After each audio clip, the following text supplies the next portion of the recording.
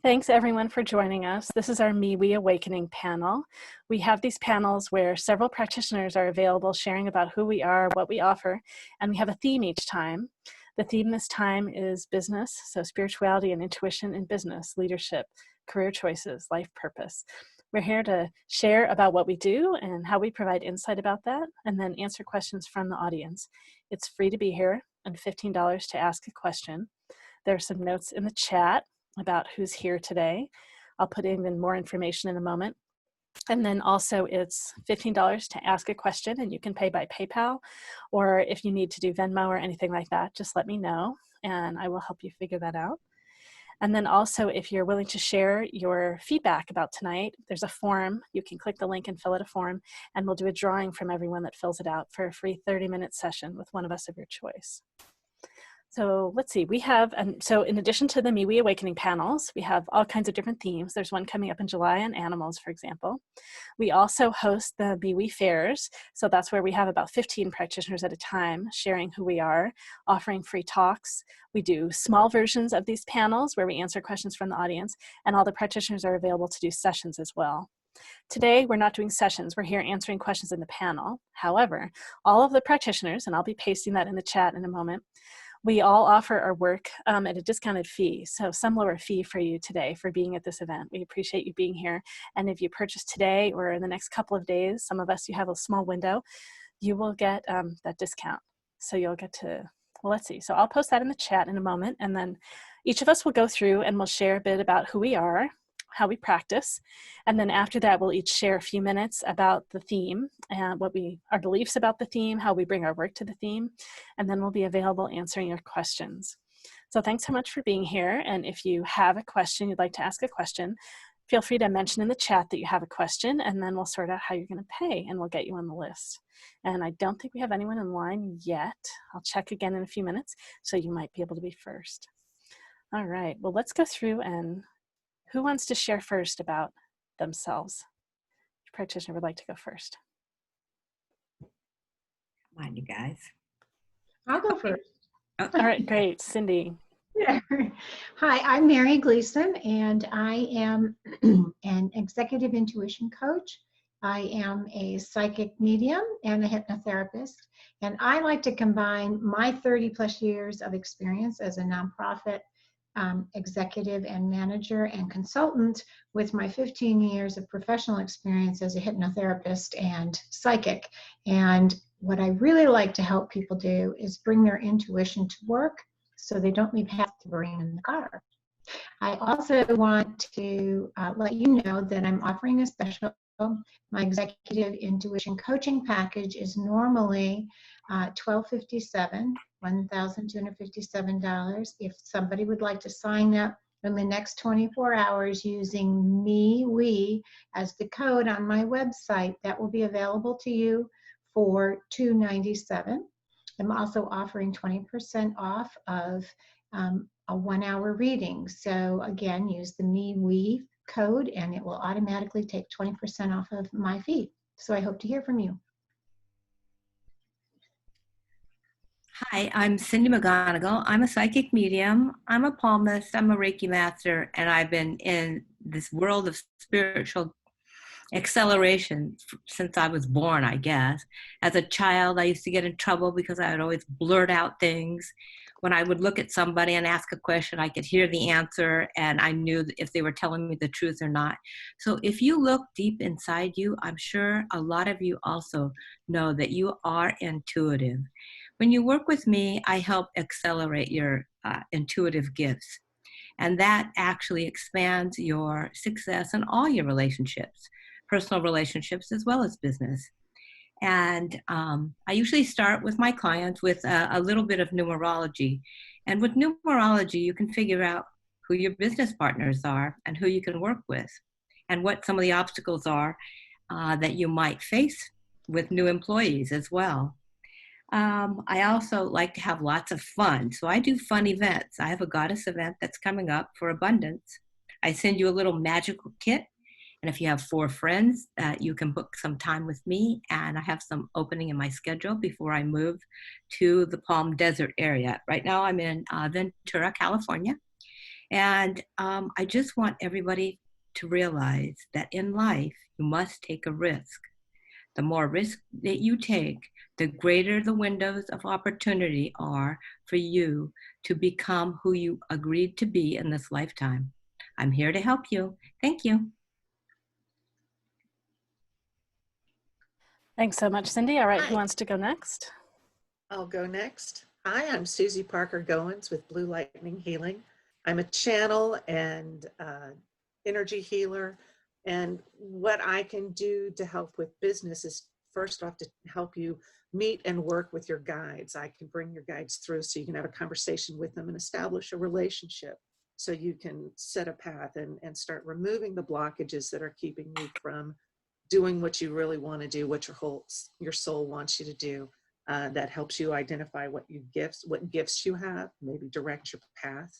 I can help you identify patterns that are causing blockages, and then we can work together to replace those patterns so that you can have a different perspective on life. And you'll be able to develop intuition on your own. So you can start playing with it and doing those things. Also, past lives can identify as another way of looking at patterns and figuring out how you need to replace them, integrating wisdom so you can move forward. My special for this event is $20, $20 for 10 minutes, $30 for 20, $40 for 30 minutes, and then $60 for a full hour. Thanks. Looking forward to helping out today.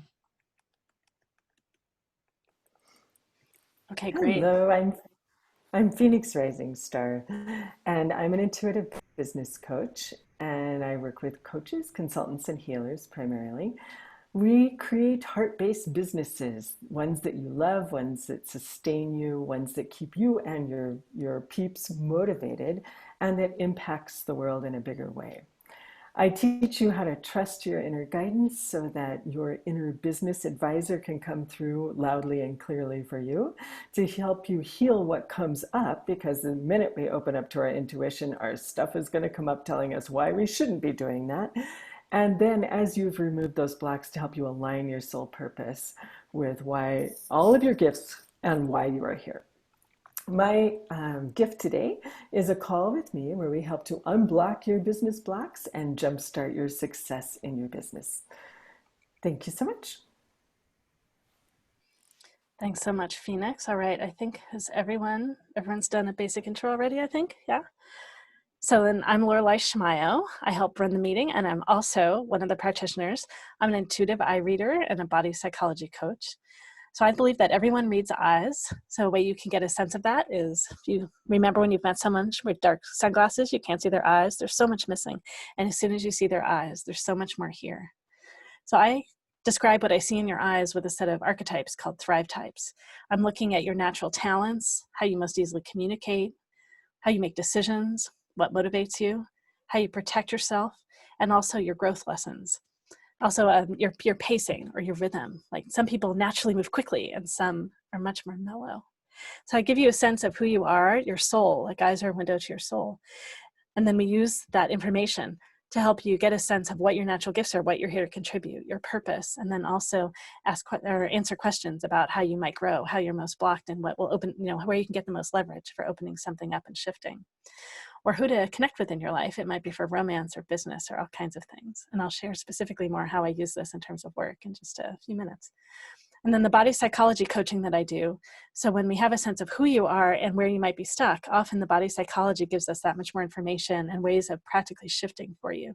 So you're not just changing up in your mind conceptually, but you're actually integrating it in a deeper way to have tools and resources for moving forward. That's what I do, and there's some information about me in the chat. I'll repost it again too. My special is 50% off if you schedule today or in the next couple of days and mention that you've been here at the event. So you can do a 10-minute session for just $20 or an hour session for $60, and all the details are in the chat. All right, well, let's go through everyone, and let's share now a few minutes, some more details about how we apply this to business, leadership, career, life purpose, things like that. So for the theme today, and why do you even think it's important that people look at that and, use these tools that we offer in that? So let's see, who wants to go through and share first? Practitioners, yeah, great. Whoever wants to jump in. Okay, go ahead. Did one of you say yes? Sure, I'll do it. Okay, so I can't imagine a day not going, starting off with meditation. You know, meditation helps me to stay grounded and focused. And then I align with my guides, my highest guides. And whether I'm dealing with business clients or business suggestions, the guides will always help kind of like streamline this. So as you develop your intuitive skills, you too will have full access to beings on the other side if you want to, through your clairvoyance, clairaudience, and through all-knowing.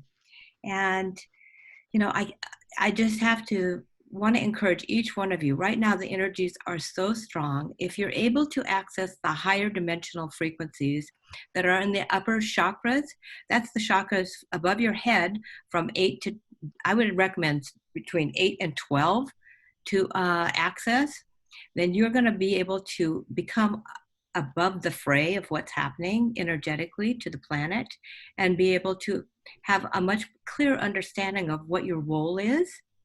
And so that's one of the tips. The other tips is networking. You need to find families of light, and you can always know somebody that's on your same frequency if they make you feel good when you talk to them. Anybody that kind of, you know, in your body, I want you to like think about your body and feel it. And when you feel like a heart connection with somebody, that's somebody that's probably going to be here to help you. And using skills like talking to any of these beautiful souls on the panel can help you figure out who your best partners are. For me, I use numerology, and I also use palmistry. And there's some fingerprints that I always ask people to look at, whether they have them or their business partners are thinking about having as a partner. And really, just listen to your higher self, because you already know the answers that you're seeking. You just have to believe in yourself more. And we're all here to help you do that. And all of us are here for you. Thank you.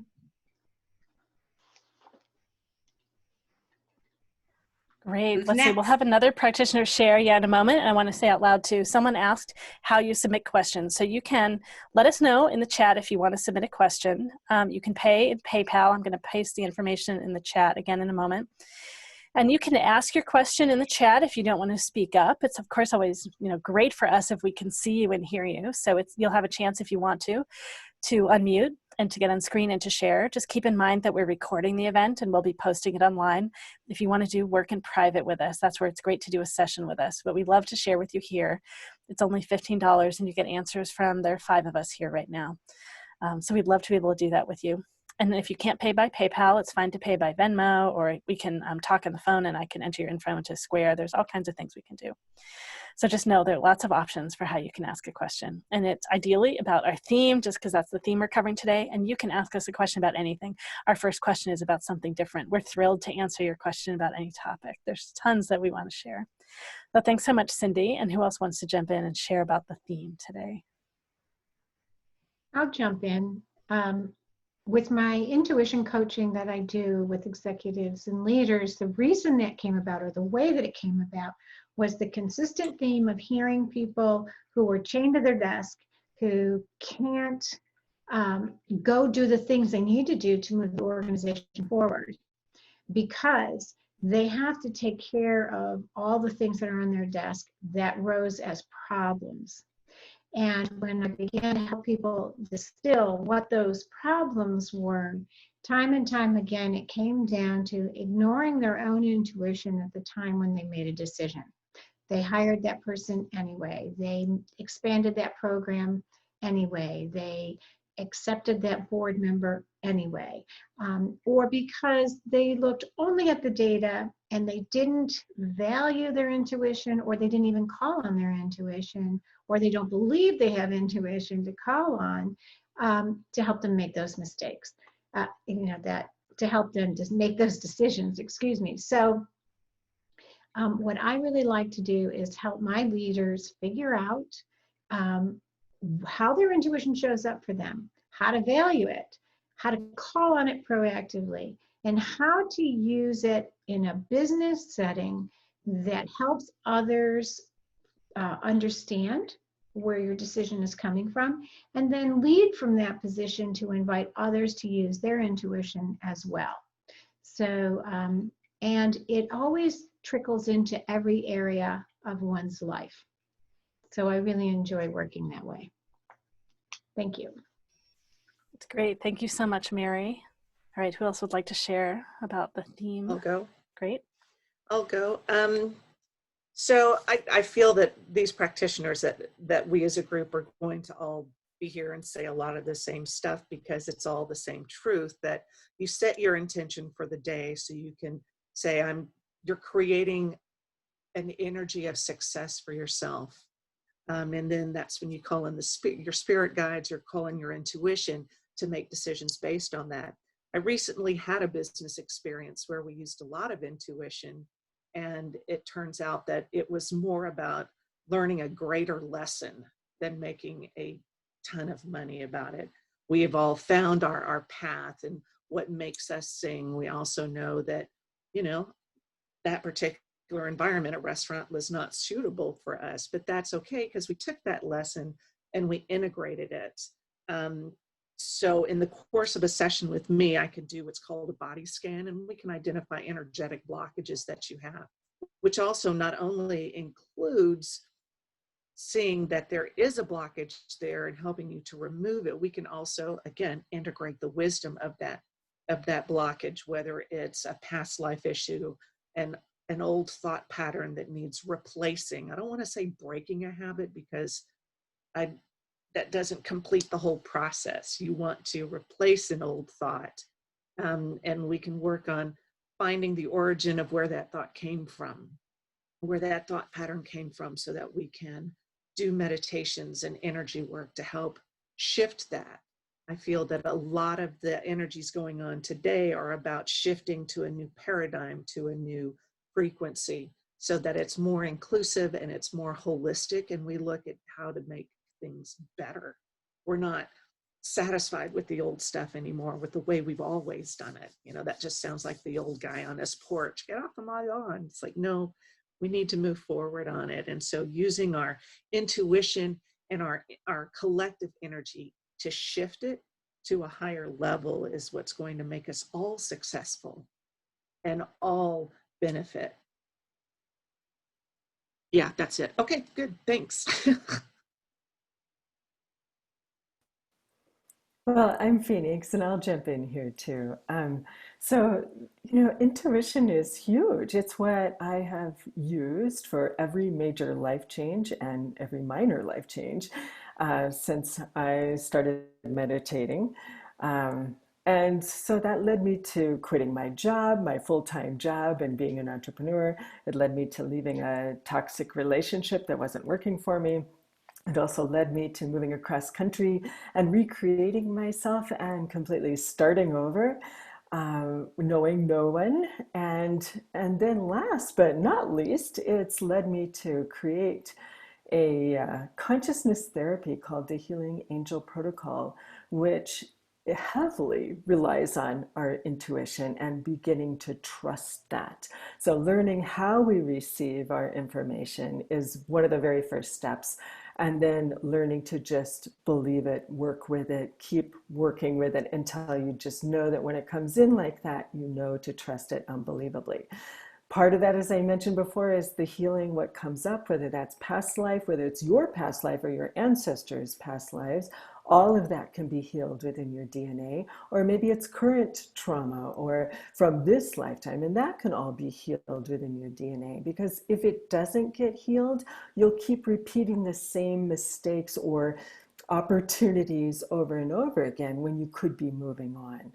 And then once those things are healed, then it's so easy to step into the alignment of your soul and activate your gifts to the next level. So you're impacting even more people than you ever dreamed possible, but it's all easy and effortless. And it turns you into this master manifester that all you do is you have a thought and something appears to be the solution for that.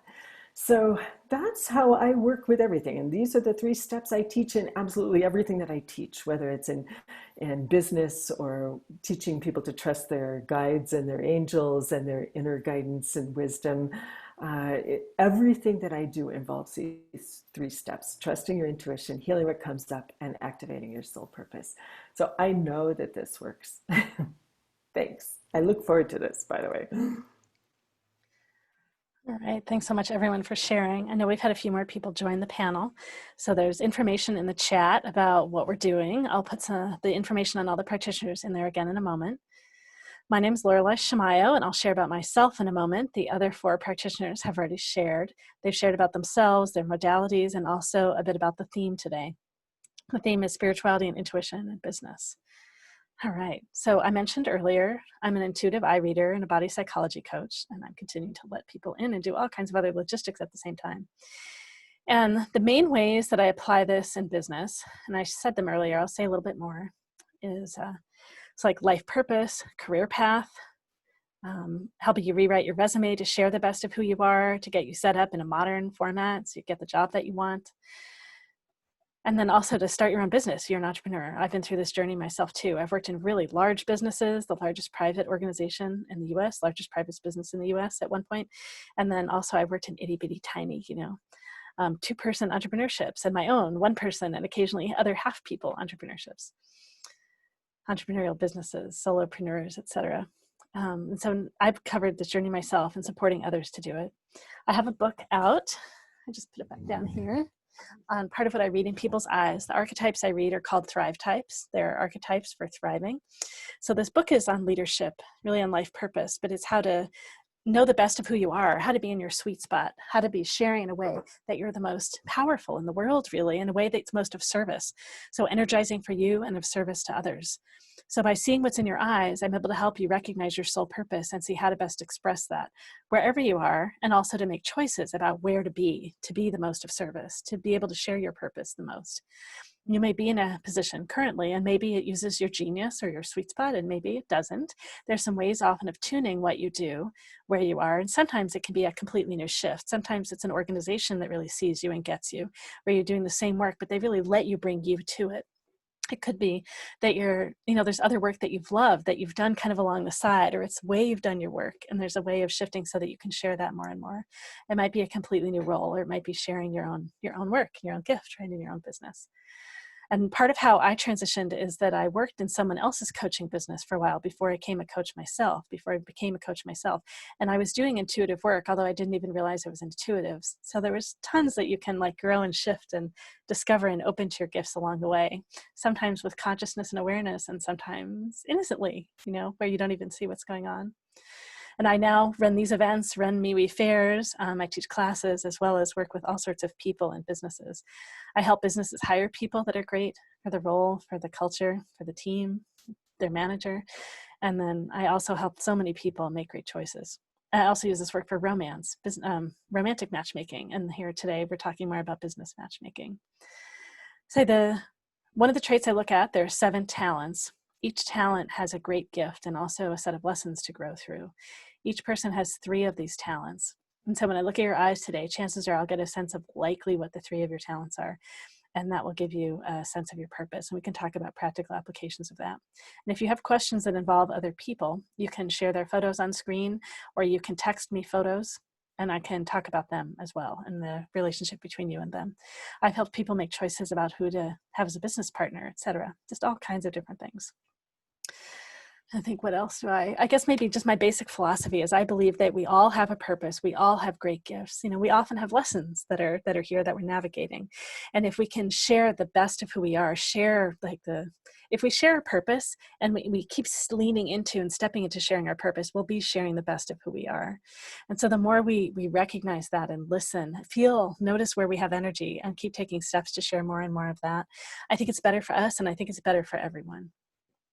That's my basic philosophy and a bit of how I do what I do. And now you get to discover how this works for all of us as we share. I'm going to post everyone's information in the chat again. And I say we were going to hopefully have another practitioner joining us, but it seems that she's not here today. So I'll take her info off. So thank you, Michelle. And I hope everything's going well for you today. All right, let's see. We've got 3 people in line with questions.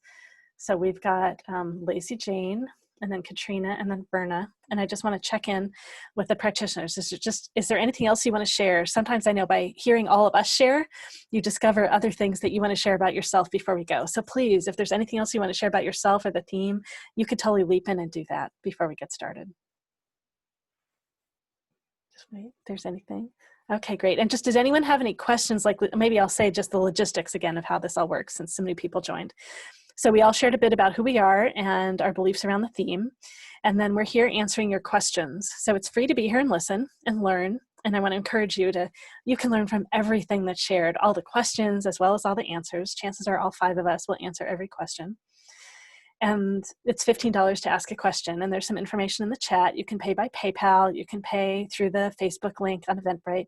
And I also can do Venmo, and I can do Square Up on my phone and all that. So, and I'm still in process with one person on all that. Yeah, so just get in line. We have the 3 people in line now, and then we've got the next 2 hours. We'll be here answering your questions. All right, so let's see. I'm gonna let Lacey Jane get started. And it's fine to ask a question on anything too. So you'll see Lacey Jane's question starts off, it's about something else, and who knows, it may touch on career also. Yeah, so it can be about our theme, it can be about anything. All right, cool. Well, Lacey Jane, if you want to come on and ask your question. Oh, I got to say a couple other logistics things too. Just everyone keep in mind that this is recorded, and we'll be posting it up on the web and on Facebook and things like that. If you want to do private work with us and you don't want to have it on the web, that's the time to do a session with one of us. And I'm going to post our discounted rates in the chat too, and all of our contact info, so you can reach out to us later too. And if you're willing to share feedback about the event, there's a link for a feedback forum, and then we'll enter you into a drawing for a free 30-minute session with one of us of your choice. And in addition to how I'm encouraging everyone to learn from all that is shared, also, when you ask a question, so you may ask about this, and we may go deeper than you want us to go, or we may talk about a topic that's not what you first asked about. And if we share about anything that you don't want us to be sharing about, please let us know. We want to be here to honor you. That's our aim, is to honor you during our shares. And so please wave your hands and tell us to stop, or unmute and tell us, or in the chat, please, no, don't talk about this right now. Just whatever it is, we so want to honor you. And then the other thing is, I'm requesting in a way that all of you honor each other, right? So you've all come to the event to listen to the panel. And we believe that everyone is intuitive. So if something comes through you as an answer to someone's question, we request that you hold that and not share it with them, not at that when we're sharing with them. If maybe write it down, because often some of those insights can kind of flow away if you don't use them immediately. And then if you want to, when we're done answering their question, maybe chat them privately and ask, do they want to hear what came through you for them? And they might want to know, and they might not. They might feel full after all of our answers. And please just don't take that personally. Just know that they're honoring themselves. All right, and we've got more people coming into the meeting. Very exciting. All right, okay, Lacey Jane. Oh wait, someone had, yeah, sure, let's do that first. Okay, so Mary, someone asked about the sacred geometry picture behind you. You don't have to pay to get an answer to that question. Mary, yeah, if you want to share anything about that, that'd be great. Are we talking about the mirror? Or are we talking about the puzzle my daughter gave me for Christmas that I hung on the wall? And it's Lauren. Yeah, I'm not sure what Lauren. So actually, I don't pretend to have all of the understanding And it's the of puzzle. all of the different things. Huh? And it's the puzzle Yeah, that they're evidently asking about. Right. I mean, it is a mandala, but the idea is it speaks to me in some way in my soul. And this particular puzzle has bears in it all around. And I know that bear is my totem animal. And so I like having that nearby. And otherwise, they're just designs that speak to me. And I'm not one of those people that feels the need to know why everything speaks to me, only to honor it and to bring it in. So I'm sorry, I haven't done any research on that. No, that's great. Don't worry about it. Cool. Thanks so much. All right. So Lacey Jane, finally, please go ahead and share with us, what is your question? Yeah, so I am a business owner, and I also have a 3-month-old daughter. And I wanted to ask for insights on what self-care would look like now in a pandemic, as a busy business owner and as a mom to a newborn child.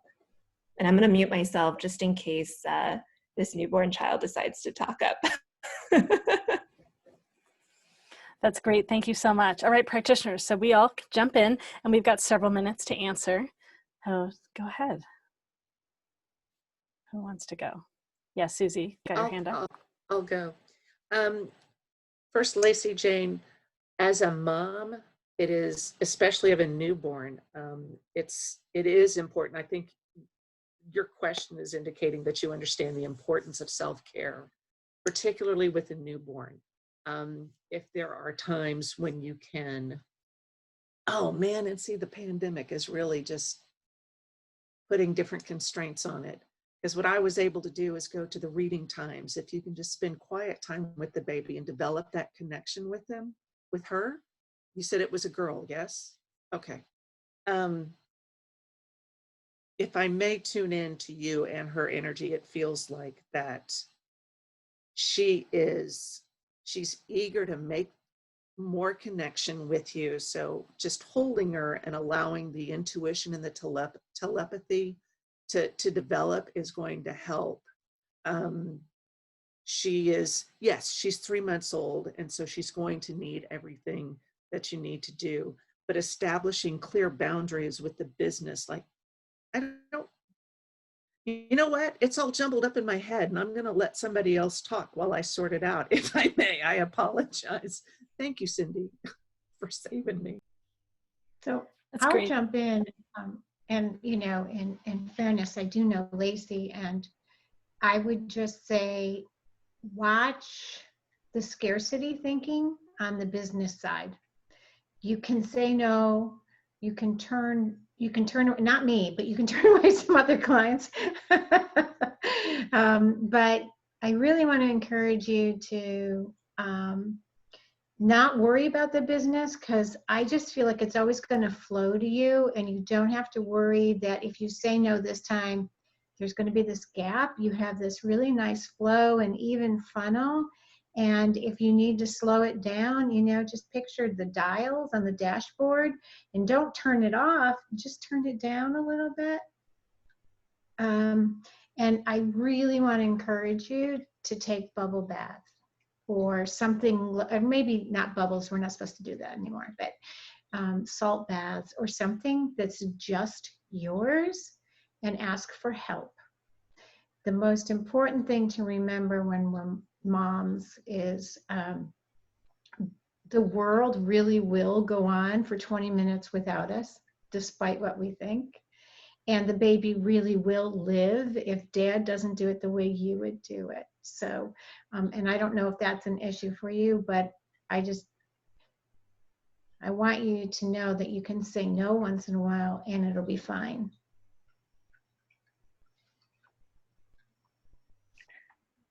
I'd just like to add one more thing. And Lacey, you have a star child right there.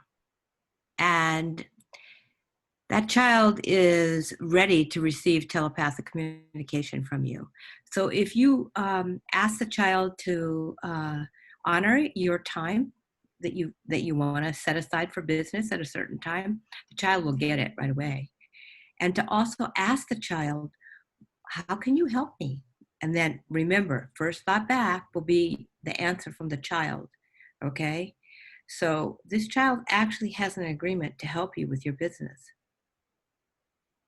So, and as far as the bath goes, what I always recommend to clients and everyone here in the panel is 1 pound of sea salt, 1 pound of baking soda, and you can buy that in anywhere. And you put that in the bathtub, if you have a bathtub. Get in, make sure you flip over both sides, and then release the water, and then just kind of over your body go, everything and everyone is off me. And you're going to feel like $1 million, literally. And you can go on with your day. And then, of course, shower right after that. But that's my suggestion. Hope it helps. Great. All right. Who else wants to share? Oh, I'll be happy to share. So, Lacey, I understand the tug between your two creations. You know, you've created your business, you've created your child. And there's a tendency, of course, to say my child is everything, and it needs to be. And yet there is that heart connection to your business as well. So know that your business, everyone's business, has a divine flow to it. And right now, with a world epidemics and all of the things that are going on, all of the challenges that we're experiencing, everyone's business is kind of seeing a different flow than it's ever seen before.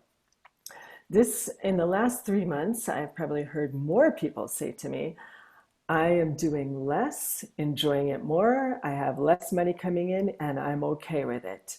It's like we have stepped into a different state of being and not doing. It's not that we're not doing, but in the being, we are receiving what we need to know and acting on that. And that's what's creating the flow that we have.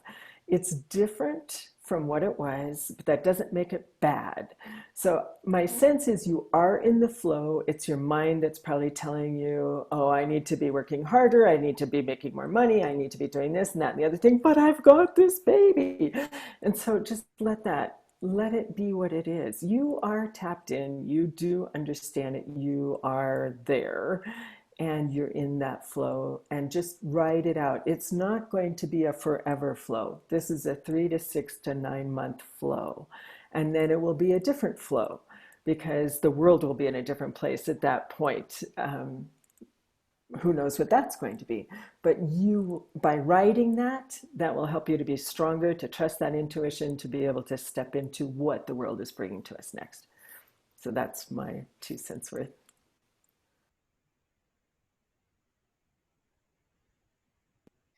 Great. So Thanks may so I much, chime in Phoenix. again? Oh, yeah. Susie, go ahead. Okay, I got a chance to write it down. So your baby girl is going to show you how to live in the moment. She's asking you to cut yourself some slack because you are balancing a whole lot, family and business, and that to allow being in the moment to help direct you wherever. It's also going to allow you to tune into your intuition about what the best choice is. There is somebody else there with you to help care for the baby, yes? Okay, then it's okay to say, I need a break. You need a break either from the business, from the baby, or both. And then, I mean, what I used to do was just go for a drive and just to clear your head. So cutting the cords every evening, just saying, show me the cords that are attached to me. And the ones in the front are the ones that you send out. And then the ones from the back are the ones that are coming to you. And take time to dissolve the cords, let them return to the stardust that they are. That goes along with using salts in your bath because that absorbs negativity and you can release this stuff so you can start off new every day and be in the moment of being a parent and a business owner and a woman living in today's world right now. She is definitely there to help you and to teach you lessons, but also you get to learn. You're learning so much from her, and so are you learning from your business. So taking time to just, what did I learn today, and to review what you're grateful for. Oh, she's very strong about that. What happened today that was great? And that focus shift will allow you to move further into this energy of divine, what is she calling it? Of divine purpose and moving forward into the new paradigm. There. Does that make sense? Okay, cool. Thank you. Great. All right. Let's see. So my turn a bit, and I want to get a better look at your eyes. Oh, get someone else that's coming in. Let me get a better look at your eyes. So I'm going to pin your video for a moment. Okay, yeah. So I can't remember if you've asked a question before or not, but I know you've been here before. So it looks like, so I think you have the talent that's called artisan, and a talent that's called priest priestess is your second one, and that's super important in your question. And then you probably have a talent that's called scholar. It's either scholar or server. What is your business? Do you mind saying? What do you do?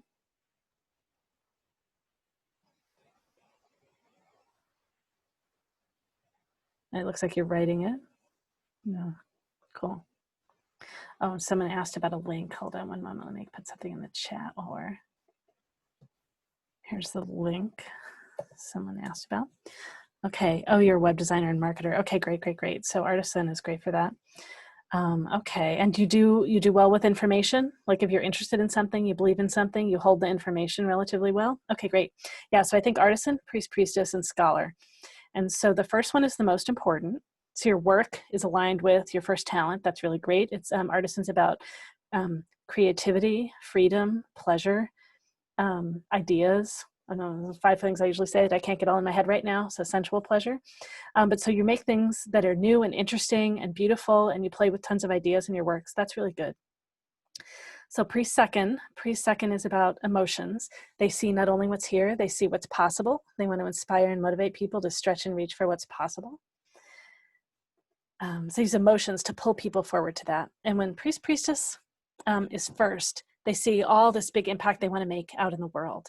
And I'm just going to borrow you as an example. My practitioner, if it's okay, Mary is an example of someone who has it first. She sees all these great things, right, that she might love to be different and better in the world. And when it's second, and Lacey, you've got it second, Lacey Jane, people turn it, a lot of it inwards. And they see, oh, I need to grow. I need to be better. I need to do more. So while they want to be good in their impact in the world, and they want to have a good, they want to be good in their impact, and they want the impact, they want to change so that, and have the world be better, but they look so much at their own part and growing themselves and being better themselves. And so for me, I love that you're asking this question right now when she's 3 months old, because to me, this is going to be a lifelong question for you in your relationship with her. And chances are you have it right now with your clients, where you've had a tendency to put other people before you. And I'm not a mother myself, so I'm not experiencing, I've never experienced all the biology and the chemistry changes that you're going through, but in particular is pre-second. Learning to prioritize yourself and take care of yourself is just so important. So asking for help, learning to say no, all those things are super important for you in general. And now that you have a child, right, there's just something else that you so care about and that so wants and needs your love and your attention. And so asking the other parent to help and letting yourself really go away for a bit and learning to give yourself more and more time. For new mothers, sometimes just going out and taking a walk is a big deal to not have your child with you. I don't know who's doing all the shopping. So all those things, and just learning that you feel safe and that you can still stay so connected to your child while you're not with them in proximity, like right there. I think also you're teaching your daughter by what you do right now. So growing in your own lessons is really supporting and helping her and teaching her.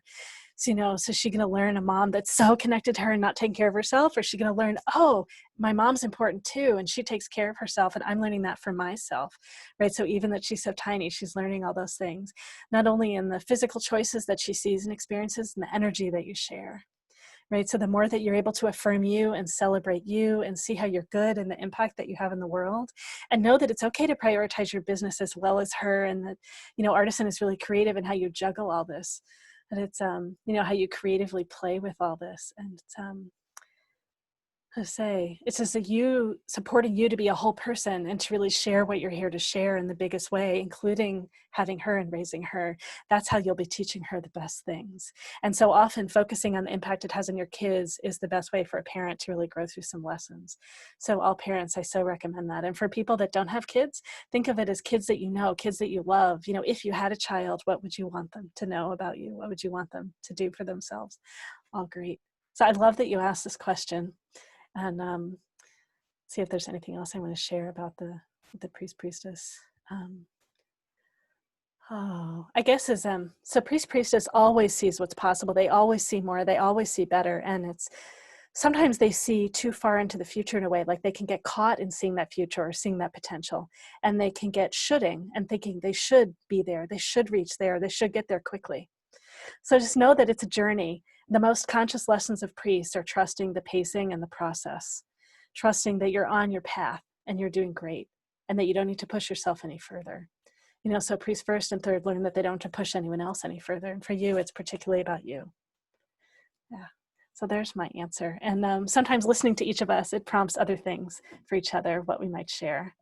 So yeah, if anyone else, any of the other practitioners want to jump in and share a little more too, feel free. That's great.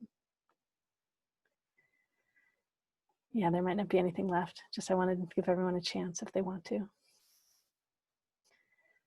Yeah, and thanks, Mary, for letting me use. And maybe for those of you that just want to learn to read, so there's both in Mary and Lacey Jane, there's a little bit of an intensity in their eyes, and there's more of it with Mary than there is with Lacey.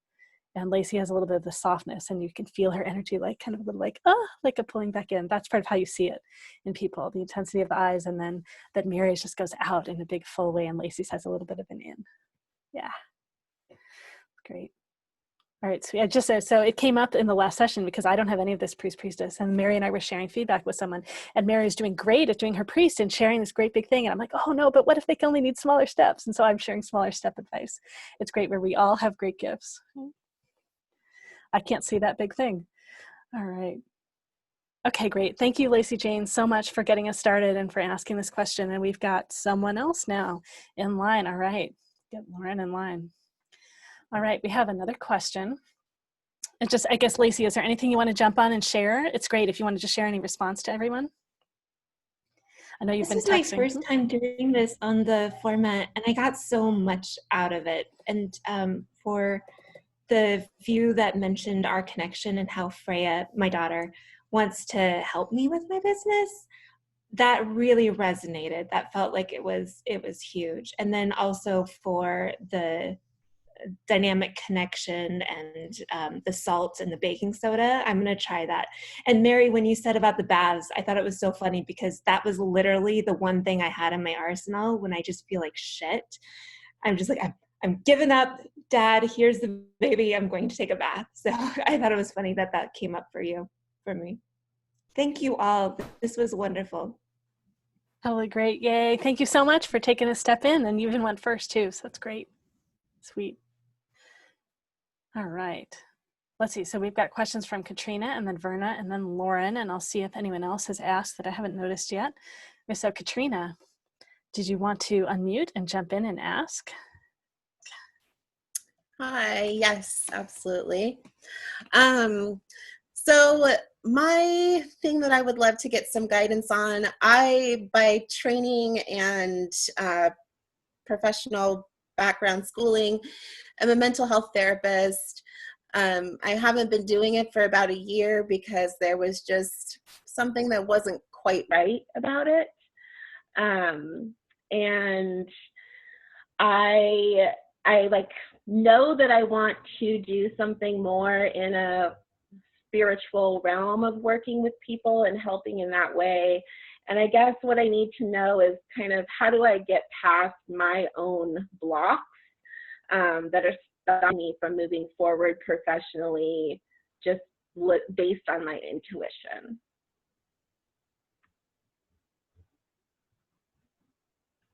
Okay, great. Thank you. Maybe I'll say, I'll just ask a couple of questions first. And your blocks list, do you feel scared of particular things? I feel like I just kind of keep running into a wall of resistance no matter which direction I try to go. So if I decide, okay, I am just going to continue to be a therapist, then it's resistance wall. But if I'm like, okay, I'm going to go learn how to be, a metaphysical counseling life coach, wall of resistance. So it's kind of like no matter which path I am trying to go down, there's something stopping me. Oh, that's great. And do you mind sharing what city do you live in? I am in Portland, Oregon. Okay, perfect. Great. Actually, I'm going to jump in and share first, everyone. It's all right. So your talents, I think, are scholar and then priest, priestess. So the same as what I shared just with Lacey Jane about priest second. And then you have sage, I think. It's either sage or king, queen. So sage is about communication, community, playfulness, and fun. And king, queen is about power. It's about like sitting way up high and seeing how everything works and why, and seeing the paradigm at play, and then seeing a great new paradigm and directing others to build a whole new paradigm. So either you have the king, queen, or you have a family member that you grew up with that has king, queen. Would you say it's more like conversation and community and play, or power is more natural for you? I would say the conversation, community, play. Okay. And did you have a really strong, powerful parent or someone else that helped raise you? Yes. Okay, great. Great. And I didn't say what the scholar was. Scholar is about absorbing information to build knowledge and share knowledge. And so scholars, so I have scholar first. Scholars often are in like research or accounting or science or things like that. But scholars have lessons. All of the talents have lessons. And scholars actually grow to be intuitive knowers. And so priest, priestess is naturally the most intuitive. Like they sense things in a very, like just an emotional, fluid, intuitive way, you know, in terms of potential, whether people are aligned, whether things are aligned towards that potential. So you naturally have an intuitive sense with priest, priestess, and you're great at reading people in an emotional, psychological way. So, and scholar and priest together are great teachers, great therapists, because they're putting together the content and the emotional context. But so scholars, I said it's more concrete, more scientific, you know, like touch it, know it's real. So leaning into metaphysics can be a tricky thing for people that have scholar. They get nervous and scared because they make maps. And so their map of how the world works, right? They don't know what the map is.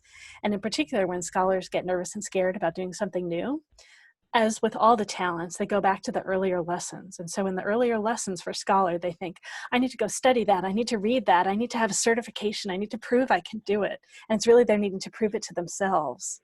And so for me, the big resistance that and I should say, and priest also is a self-referenced learner. They need to learn from their own experience. That's when they believe something the most. Like they have to have a personally aligned experience of something. So for me, you're tending to think you need to go out there to learn something, to do something. And I think the message is that you already know. You need to be your own teacher. You need to follow your intuition. And following intuition and discovering intuition is totally like, it's a wild, crazy experimental learning journey. And particularly for scholar, they like experiments. It's, even though it can feel terrifying at first, I was a scientist, it can feel terrifying of like experiment with saying what you think is here. And I often will say it is, well, my story is blah, blah, blah. Like I give some freedom for me. And I also give some freedom for the other person to say no. So they don't feel like they're rejecting me in the way they answer. But it's experimenting and sharing what's here for you and discovering, oh, how does that land? Does that seem true? And you discovering more and more how to listen to yourself. And just being in a panel like this and hearing us answer, you might have answers come through for you. And then when you hear us answer, you might feel a little bit more of that validation of like, oh yeah, I thought that, I saw that. So yeah, so for me, the big message that you're getting is you already know, you already do this. You've already done this so much with people. And it's not thinking you need to go out there and learn a particular way. It's doing it the way that's true for you. And I think that's true for all people opening to their intuition, doing it in the way that's most natural for us. And because you have scholar, you might be claircognizant. You know, are you familiar with the different clairs? Sort of, not really. I just think of it as like the different senses, you know, so there's a clair that's about taste. There's a clair that's about listening. There's a clair that's about seeing.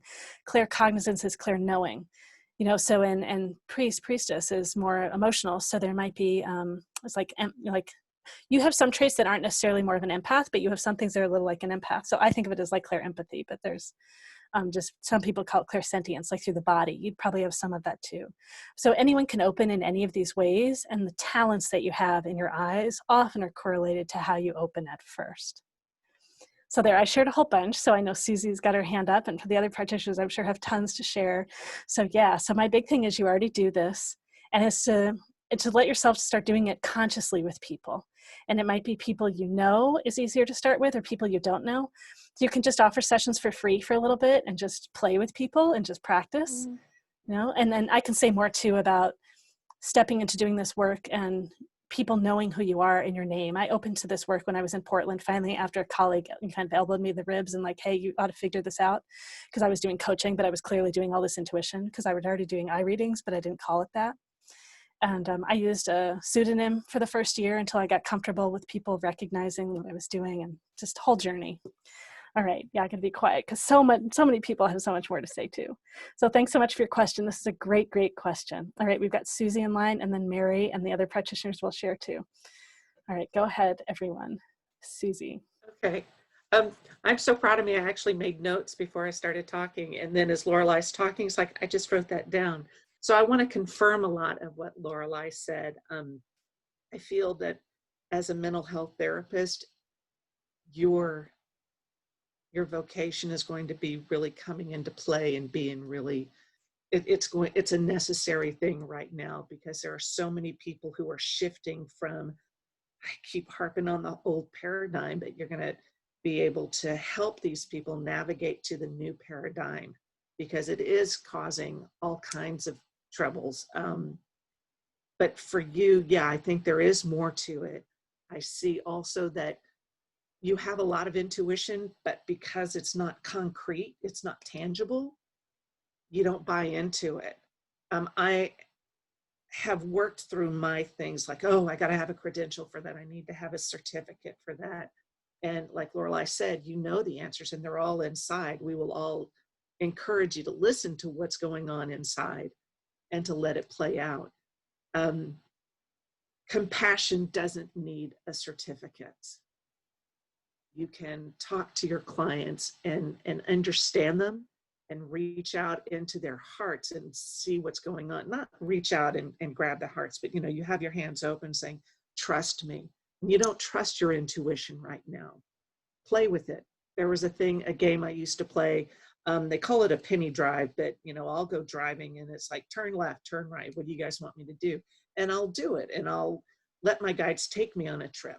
One of them loved to take me around EB Island and look at the water there as he was talking to me about my business. But there is some self-doubt that you have there. It's like, where did that come from? When you stop asking, how did I know that? And just accept that you do. Is it about giving credit where credit is due for you? Because if you learned it from a book, then there's something tangible. But if you get it from your intuition, it feels to me like you're like, I don't know. If I can't point to it, if I can't touch it, then maybe it's not real. When in fact, the things that we can touch are kind of not real anymore. They're shifting. So being able to look at that intuition and say, this is what I'm saying. As a channel, I'll say, this is what I'm hearing, and my clients get it. But you can find the mental health words. Like, it seems to me like, and I'm sure there's language you can use in your business that will allow you to pull in your intuition, but you can use your perspective to ask the questions of your clients, to have them go, oh, I hadn't thought of it that way. You can use your intuition to present alternative ideas to your clients, and what they see, truly it is what they see, is that you're insightful and that you can present a different perspective to it. Instead of saying, oh, I have all these things to get done, you can say, well, focus on one thing. Look at all the progress you have made, since you can be outside of it, and play with it. It's okay. It's okay. Give yourself permission to accept that you have intuition and I feel that it's really strong in you. So give yourself permission to play with it. And like Lorelei said, you're going to try and do these things and help yourself first. And that's really one of the first steps in healing, is looking at yourself first and looking and seeing, it's like, I do have access to intuition and I can use it to help.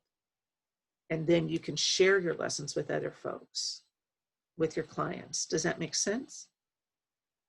Okay, cool. Thanks. Great, thanks, Susie. We've got Mary in line next. Go ahead, Mary. So I'm taking a page out of Susie's book. I'm writing it down here. There are a couple of things, and please hear this gently, but the barriers are self-projection. You're finding the barriers because you're afraid of the opportunity. And so sometimes that's ego, who wants to keep us safe and keep us small. So they say things like, oh, but you'll never make any money, you'll never go anywhere, those things, and they feel like barriers, but they're really just very limiting beliefs. And I'm not saying that the need to make an income isn't true. I'm saying it's possible for you, and even more possible when you live into what you know you're being called to do. And for all the things you know you're being called to do this. So I just want to encourage you to let go, because there's this flow just waiting to come through you, and you have control over those barriers. Let them down. And as Susie was saying, you got to trust yourself. Now, I think all of us as psychics will say the hardest person to read for is ourselves. But that doesn't mean it's impossible. It means if we're looking for a roadmap, we're never going to find it. If we're looking for the definitive, that's free will, that's up to us. But we can tap into our intuition and say, I have a good feeling about this, or, you know, I'm feeling some resistance here, and it's either from me or from someone else, but I can learn to discern that. If I could pick a tarot card for you, I would pick the Fool. And the reason I say that is the Fool just does it.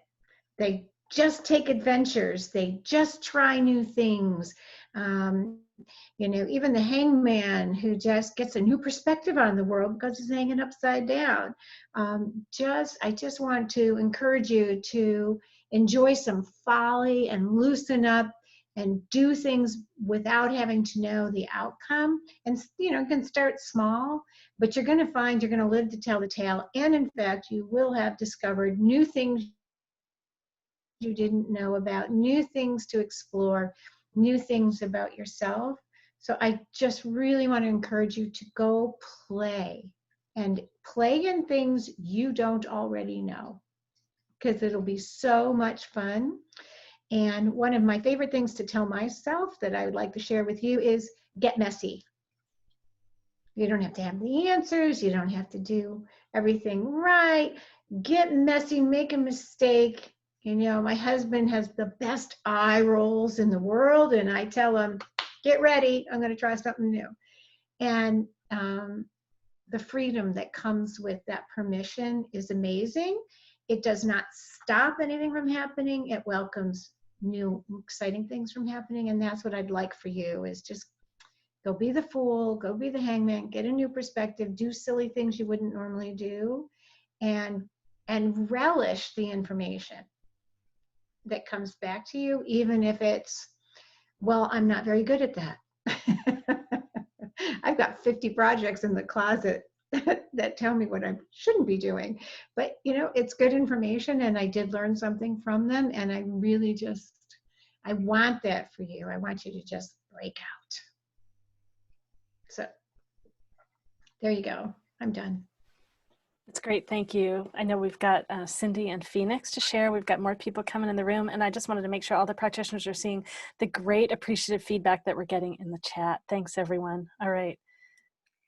Okay, so Katrina, do you like flowers? Mm-hmm. Okay, so I'm going to give you a couple messages from the nature kingdom, and they really want you to realize this is really you need to take a time out. You know, you've been giving and giving and giving so much to everyone else. It's time for you, okay? You deserve it. You are loved, all right? I'm going to tell you something about your future.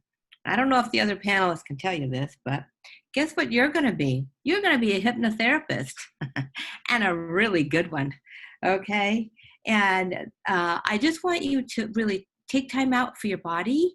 You know, Mary was really talking about get dirty, do what you like. Don't let anything hold you back. You know, right now, you know, get in the bathtub, do that thing, and then know that you are being helped. Just listen. Follow yourself. You already have all the answers. You really do. And if you want to go back to school, do it.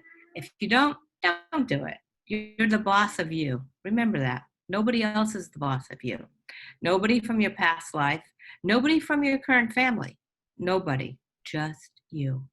And you are deeply loved and appreciated for all the souls that you have helped. Thank you for being on the planet at this time.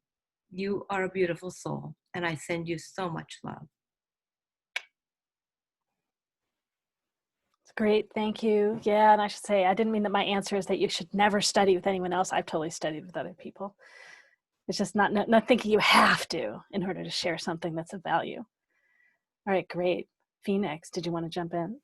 I do. This is a perfect example of what happens when we get an intuitive hit and then our stuff comes up and it just shuts us down. And this is exactly what I was talking about with the three-step process. We have our intuition that comes in, and what we have to do next is heal the stuff that comes up because it's old programming. It may be from this lifetime. It may not be from this lifetime, but somewhere in your cellular memory, you have a record of an experience where you tried something new and it didn't work beautifully. And so you made this thought to yourself, I'm never going to do that again. And there is one cell in your body that's remembering that, whether it's from this lifetime or any others. And that cell is strong enough to stop you in your tracks and keep you from activating your soul's purpose into your next step. So one of the easiest ways that I can share with you right now that you can help heal that cellular memory is to talk to it. And it sounds really funny and it's going to feel kind of odd at first, but you get into a relaxed state and then you just say, okay, I want to talk to the part of me that doesn't want me to become a metaphysical physician or a different type of therapist or be an entrepreneur. I want to talk to that cell or that part of me. And you just wait. And that part will come up for you in a way that you can see, sense, hear, or feel, because we're all multi-sensory. And you begin to have a dialogue, whether it's just a heart-to-heart dialogue without words, where you just feel like there's an exchange there, or it might be in words that you can actually hear. It might be things that you're seeing, maybe shapes or colors or things that have meaning to you. But it's expressing its fear to you, and that's all it is. And so you can ask all your angels, your guides for help in healing that fear and healing that terrible circumstance that made you say, I'll never do this again. And then you simply take back your words and say, well, what would it take to try this? What would it take? How bad could it be? You know, in this day and age, I'm not going to be put to death for this, right? I'm not going to be run out of town. I don't have to wear a scarlet A on my chest. It's not going to be like that. It's simply an opportunity. And if I don't like what I create, I have the opportunity to change that. There's no shame, there's no blame. So by having this type of dialogue, you can help yourself move past that resistance. It's just fear that something terrible might happen. That's all it is. It's just fear, and it's just trying to keep you safe. The more you dialogue, the more the doors will open, the more you're going to see the possibilities for doing what your heart really wants you to be doing. So I hope that helps.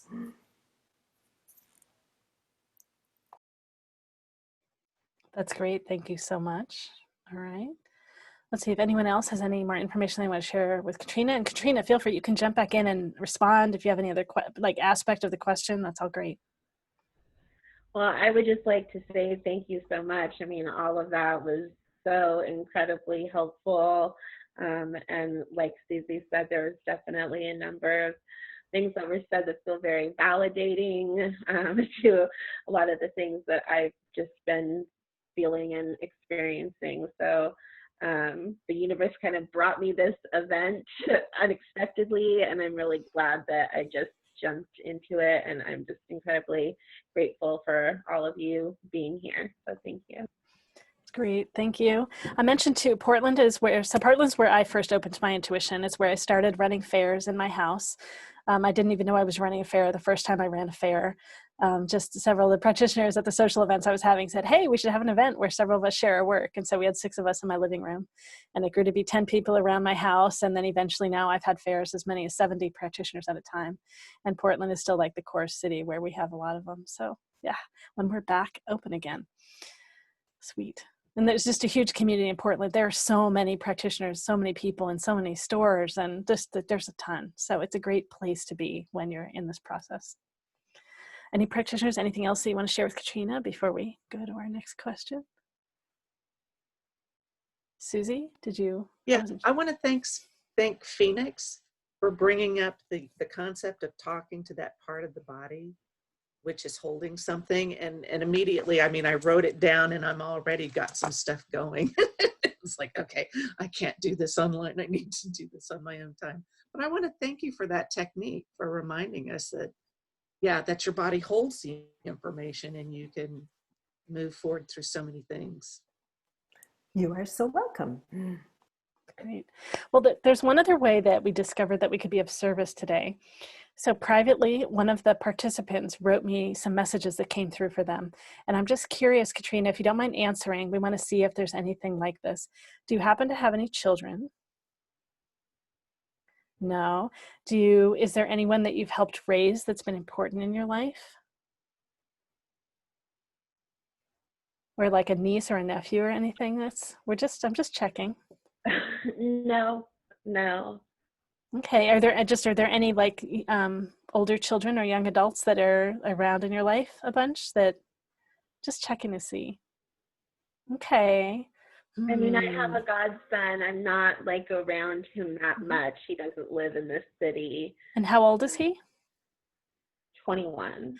Okay, so the message that came through is that he might have a message for you about this. Oh, interesting. Yeah. Well, he's definitely an extremely insightful young man, so that would not surprise me. So it's that he might be trying to help you about this, but that you might have seen him as not the pathway that would provide insight, or that he's younger and that's not why. So anyway, that came through. So this is another way that we can be of service in terms of, because I said like maybe some of us in the panel would end up saying the intuition that came through for others. But so if other people listening have things come through for them that they haven't said, we still might be able to check it out, and they still might be able to learn that their intuition is like right on target. So you're helping someone else open up too, Katrina, and you sharing about you and asking the question. So thank you so much.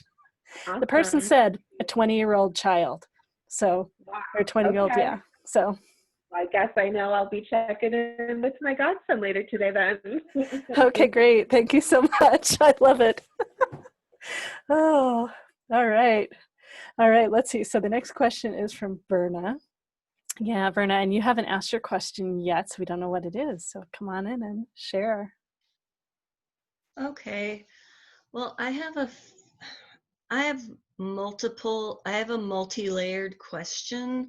So I don't want to, if you want to just take one aspect of the question, that would be fine.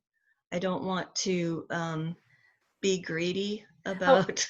It's great. And I want to encourage you to go ahead and share them all, and then the practitioners can see how they blend this all in together. And I want to share too with just who you are and just what's in your eyes and all that. It's like, it's great for you to lean into taking up some space and asking for what you really want. So it's healing for you too to share all of this. So go ahead. Okay, so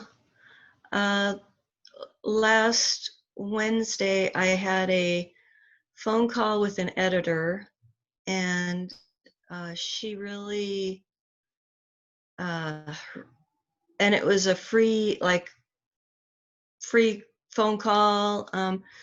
She really energized me about my writing, and she really gave me a lot of good insights, and I felt a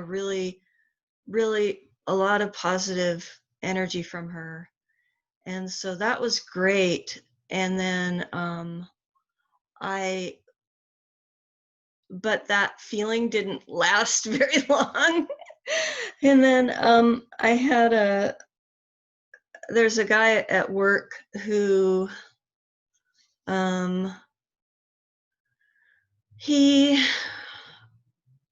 let's see, it feels like he's trying to flirt with me, but I don't know what he's doing. But he's very he actually fell on me a couple days ago, like almost fell right on top of me. He lost one of his legs, so he has an artificial leg. But when he did that, he was kind of being playful with me, and I feel like he did that on purpose. And then later I don't know if that's the case or if it was a subconscious thing, but it felt really weird.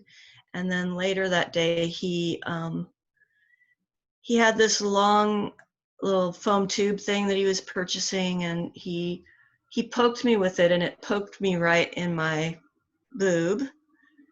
And that really triggered me because I've had several instances of sexual molestation involving my breasts over the years.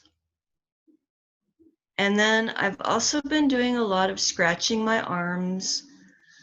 I feel like it's self-harming behavior, but I've been scratching different parts of my body. They're not really itchy, but a lot of them are like scabs and stuff from my kitty playing with me.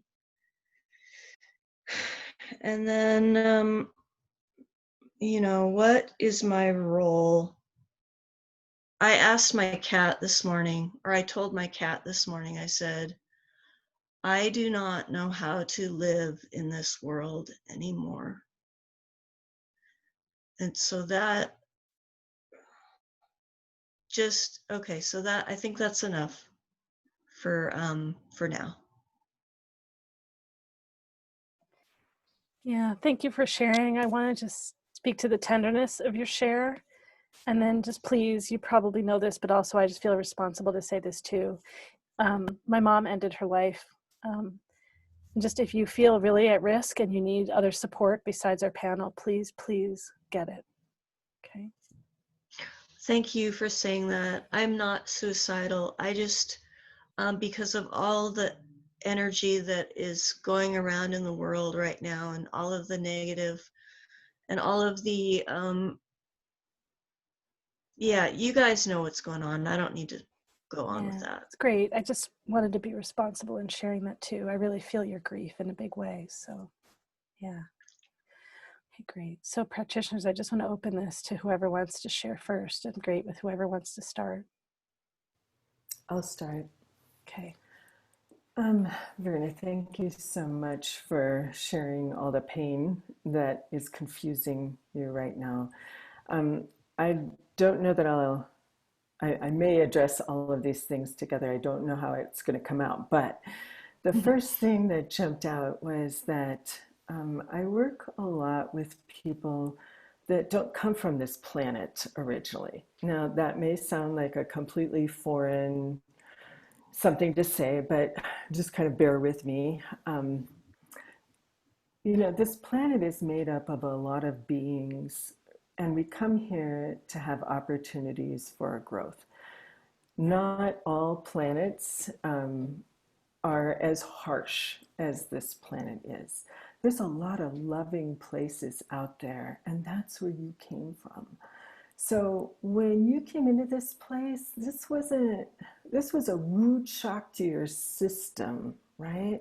So when you say to your cat, I don't know how to live here anymore, I don't know that you ever did know how to live here because you haven't had enough experience with this harshness. And I'm not saying everybody should, but it was an opportunity that your soul chose for you. Just maybe for compassion, maybe for self-compassion and self-awareness. For some aspect of your growth, you did choose to come here, but it's been a rough ride. And so just know that there is a soul family out there who is still deeply connected with you, and they love you unconditionally, and they are always there for you. Obviously, your intuition is working because of the creepy guy at work. So you were right to distrust his motivations and stay away from him as much as you can. And with that heightened intuition that you have, just with your heart, just reach out to your soul family. Ask them to be in touch with you. Ask to feel their presence. Ask to feel their loving support so that you don't feel so alone and abandoned in this world. Does that make sense so far? Mm-hmm. And so with your writing, this is such a beautiful outlet for your self-expression and for your pain and for your lessons to help others. So it's essential that you are able to publish. Now, what happens when we get involved with an editor who sees the richness of what we have to offer is we get excited, but then when we get off the phone, we think, well, how am I going to do that? This is like overwhelming. So there's a book that I want to recommend, and it's by Randy Davila, Davila. And I can put this in the chat in a few minutes here, but he is the president of Hierophant Publishing, and he's written a book called How to Think Like a Publisher.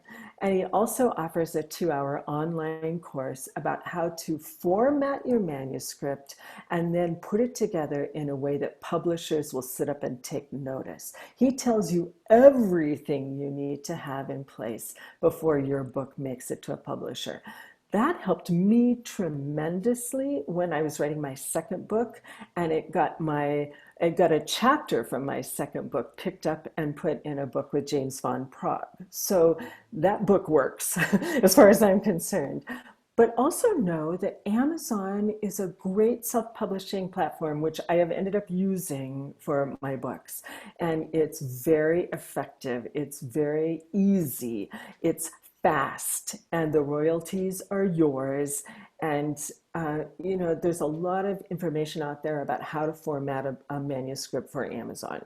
You still will need everything in Randy's book to help make your book get into the hands of people that need it the most. But at least those two things can get your message out there faster. And with the help and support of your soul family, that message can go out there. Your strength will return, your resilience will return, and your natural state of your soul will return, as opposed to feeling beaten down. Does this help?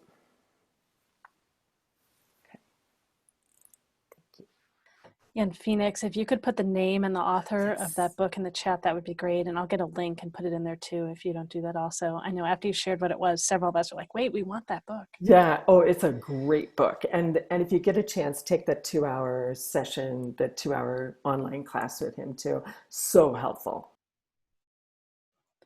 Thank you so much. All right, great. Who else wants to share? I know Susie has her hand up, and then Mary. I know Cindy, you might be jumping into, currently they're using the hand raise thing. So if you could use that too, that'd be great.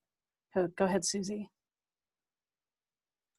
Okay, so when you were, again, of building on what Phoenix just said, I get that you are not comfortable in your skin and that you are starseed. And what I got specifically was that you were Pleiadian. That was your origin, and they are teachers, they are observers. So the experiences that you've had in this lifetime are in conflict with what a Pleiadian does. So it's understandable that you were triggered by this guy. And yes, he is a creepy guy. I totally agree with that. I can see that there might be some twists on it when you say, no, I'm not comfortable with that. He's going to use, well, I only have one leg. That must be the why you don't like me. He's like, no, I'm just not comfortable. And this is going to be an opportunity for you to establish a boundary. Now, the Pleiadians are definitely ones that observe and watch, and they don't get involved. And you were here originally to observe, but you got pulled in because humans, the earth plane is just like, no, everybody gets to play and everybody gets to do that. So working on establishing some very strong, not only boundaries, but that's part of that psychic protection that you need, and calling on your guides, calling on the Pleiadians to come forward and to surround you. I see that you have guides that are at the ready to come and surround you. Archangel Michael is a fabulous protector. And he shows up in whatever form you need. With spirit guides, you need to ask them. They're not going to just swoop in and take care of everything. Part of the lesson that they want to convey to us is that we do have the free will to ask for help or to say, no, I can do this. But I also feel you're an empath, so you're feeling everything that's going on. So developing protection is going to be immensely important to you to help you navigate. A nice way that I use that I can do at any time to establish protection is what I call infinity breath. So you're breathing in love and you breathe out, for you it might be anxiety. And you do this in cycles of 3, breathing in love, and then you're releasing that which no longer serves you. So as you're clearing out space, you're filling it back in with this love.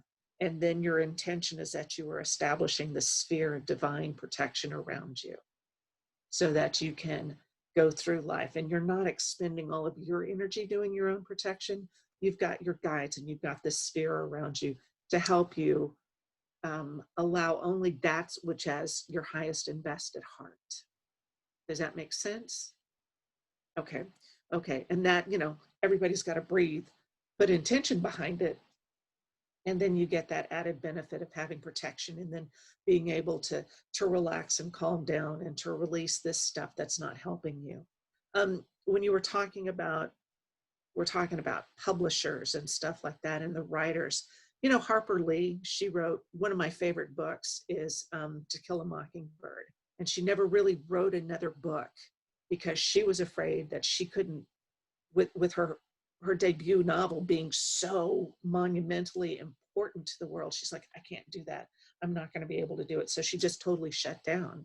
And then posthumously, they found another book called, oh, it's got Watchmen in the title. And it was kind of, you could see the beginning of the beauty of Scout and Atticus Finch, and you got to see a different part of Atticus. And I can understand why she wouldn't want to publish that because it wasn't as good. So how does this relate? It feels like that if you, it's tempting to have somebody charge you so much that you're like, oh, okay, great. And I felt that you got to the point of, okay, I do one novel, then I got to produce. I ask you to take a step back and get the first one done.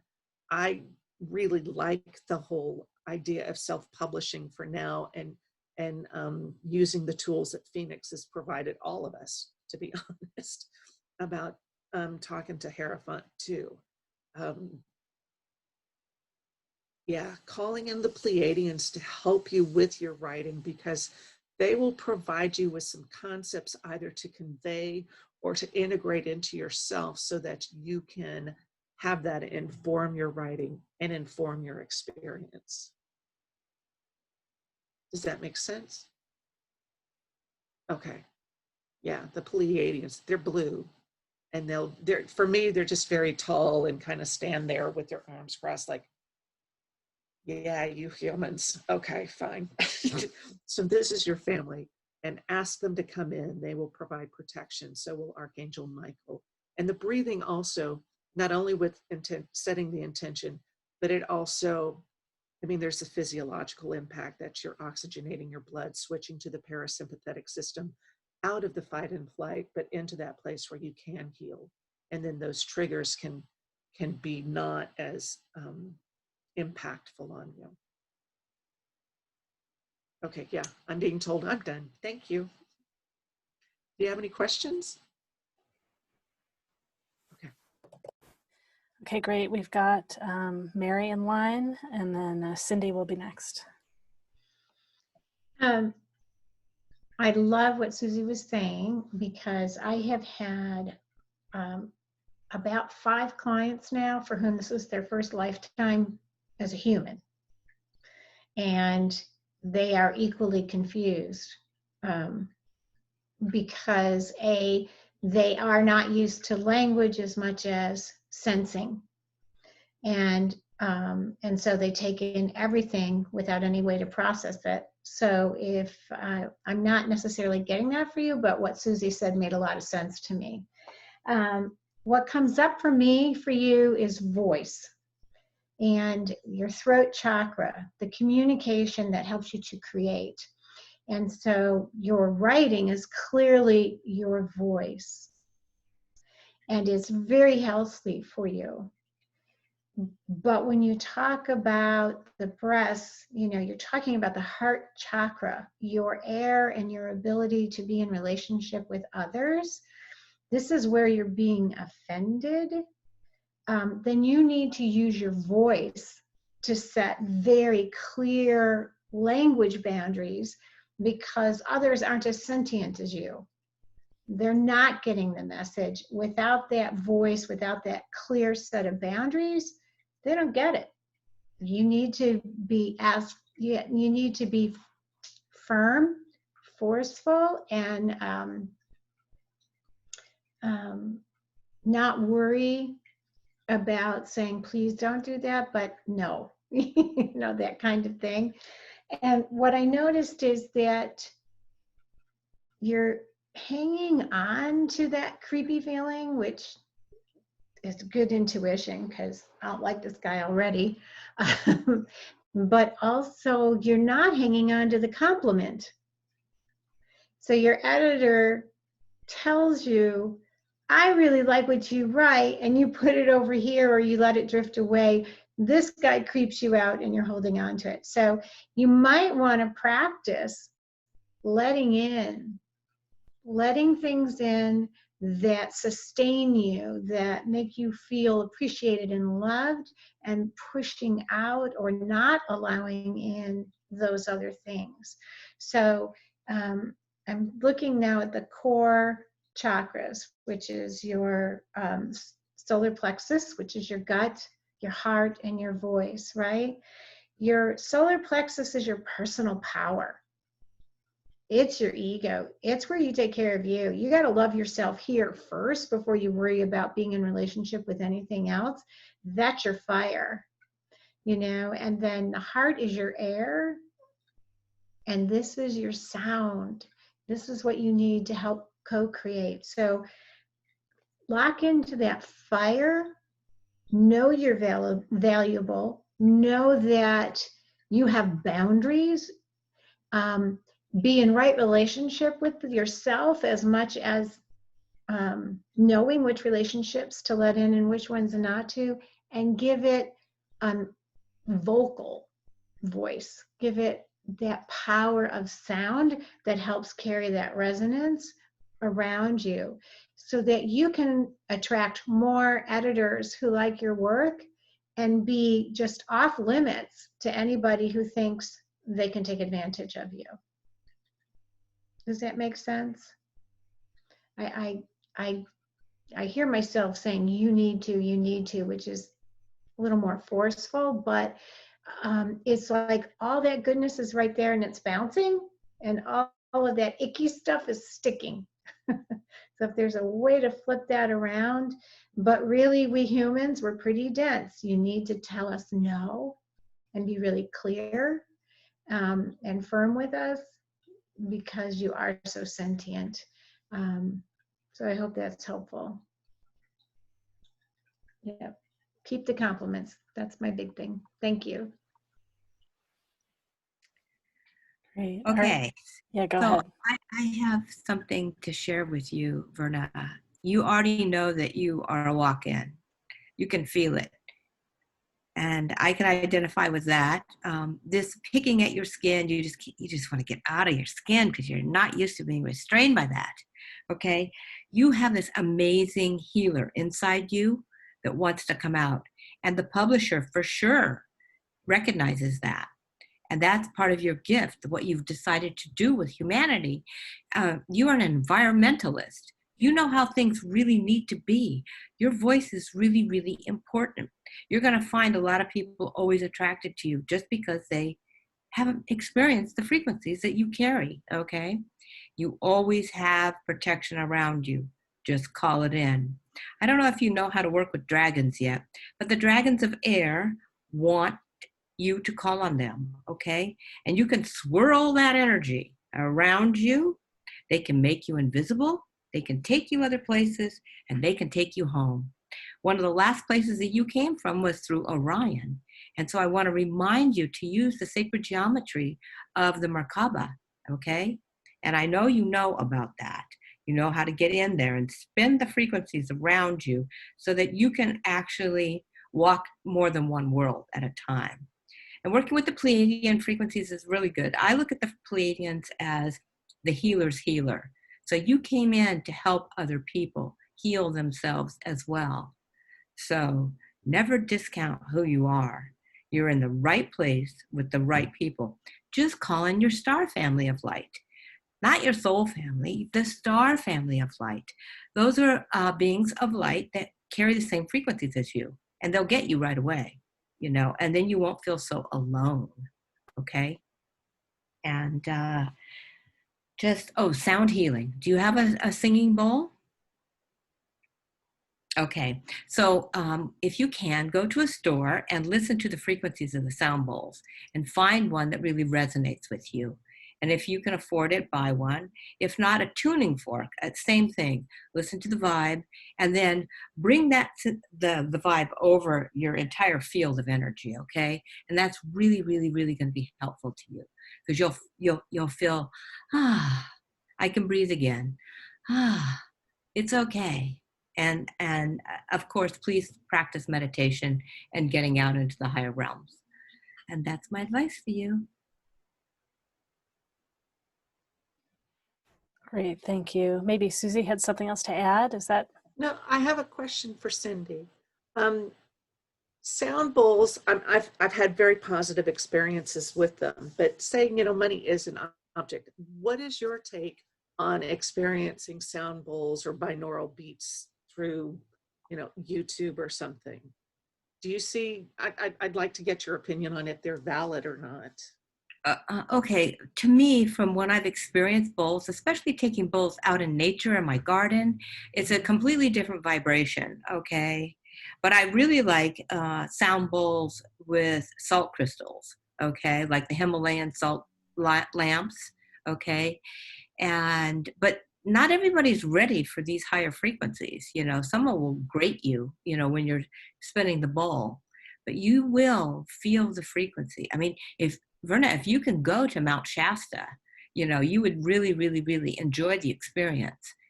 And you would meet your higher level guides. And for everyone listening as well, that is a very huge portal of activation for people, and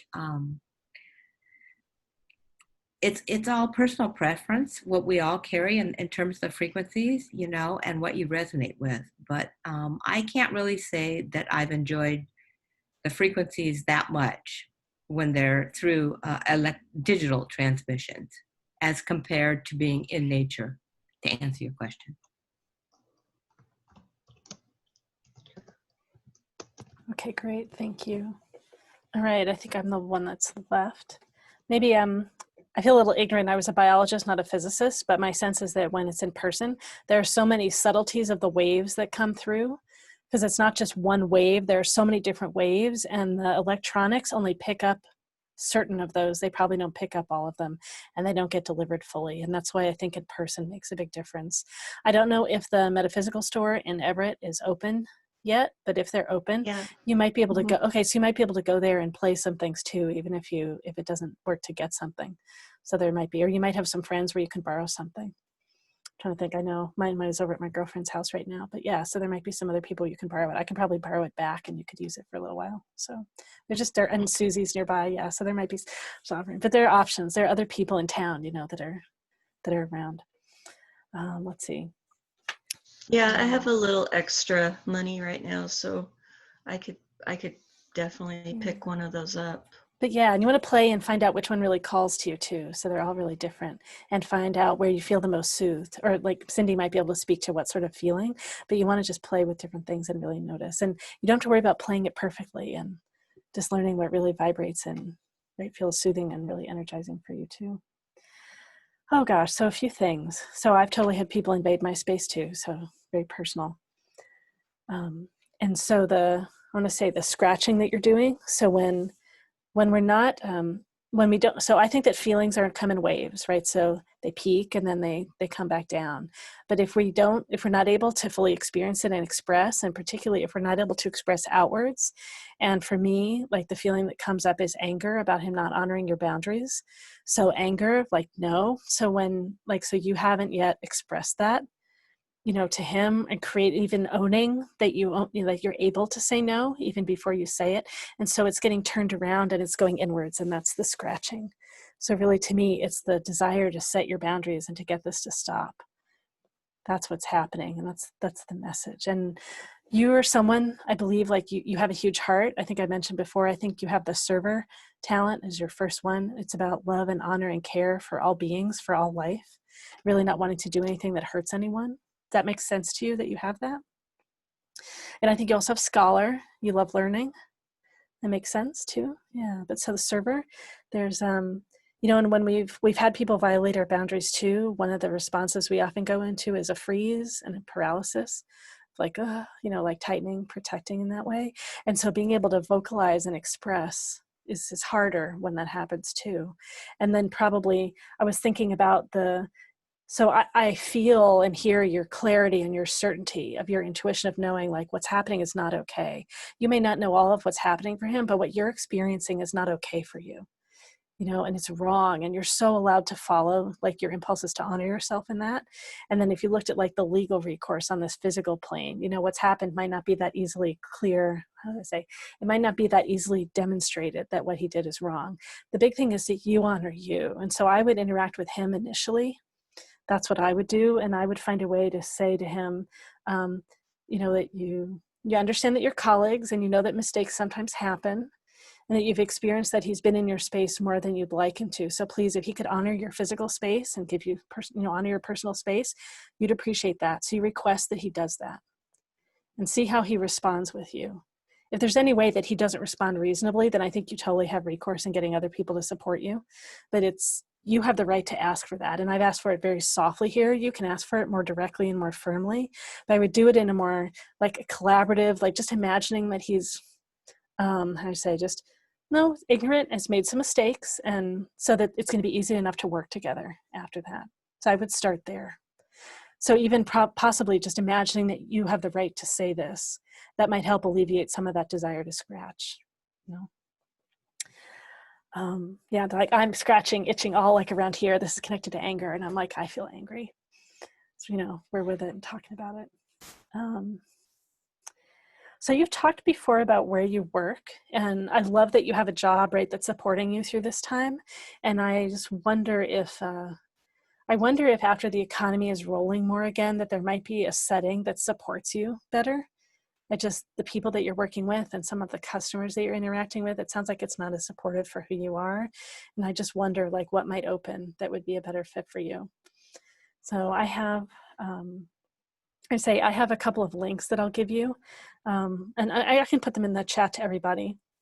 One is a free class that I did maybe a couple years ago, 3 years ago, on updating resumes. So a lot of that advice is still relevant, even though it was a little while ago. So if you want, like, that's available. And then you can always get, one of the quick sessions for me to look at your resume, or you get another question sometime and show me your resume here if you want to. And then there's another video too. And again, I'll send that to you in the chat. It's about honoring. I'll say a little bit about it here. I've said it in other panels before too. So for you to feel your own anger, and I differentiate between anger and aggression. So aggression is wanting to take someone else down. You're kind of doing that to your arms right now. But anger is just yes and no and just boundaries. So it's healthy to express our anger and feel our anger. And I don't know if you've seen it before. I've shown there's like take a washcloth and twist it, the corner of a washcloth. You put it in your teeth, right, and bite down and pull. Yeah, you've seen me do that. And then also get the bath towel, big bath towel, fold it in half, hold the two corners, twist it, and hold it here. And with both of them, hold your vocal cords open and go, ah. So thinking about him and how this isn't okay, and just, ah. Because that way you're feeling fully. So that'll help alleviate what you're doing right now and what's happening. And I just noticed looking at you too, like there's part of you, you're putting your hand over your mouth. Is there anything you want to say? Because that would physically be like you're holding something in, and maybe just thinking about doing this, that comes up. You're muted right now. Could you unmute? Yeah. I think, the whole thing about, I don't even know how to talk to him about what he's doing. And I feel like it's so, like, I'm so confused about whether he was. There might be an easier way to say it too. You might just simply say to him, I'd appreciate it if you'd honor my personal space. Do you understand what I mean by that? And just say that to him. But go ahead. Did you more than you want to say right now?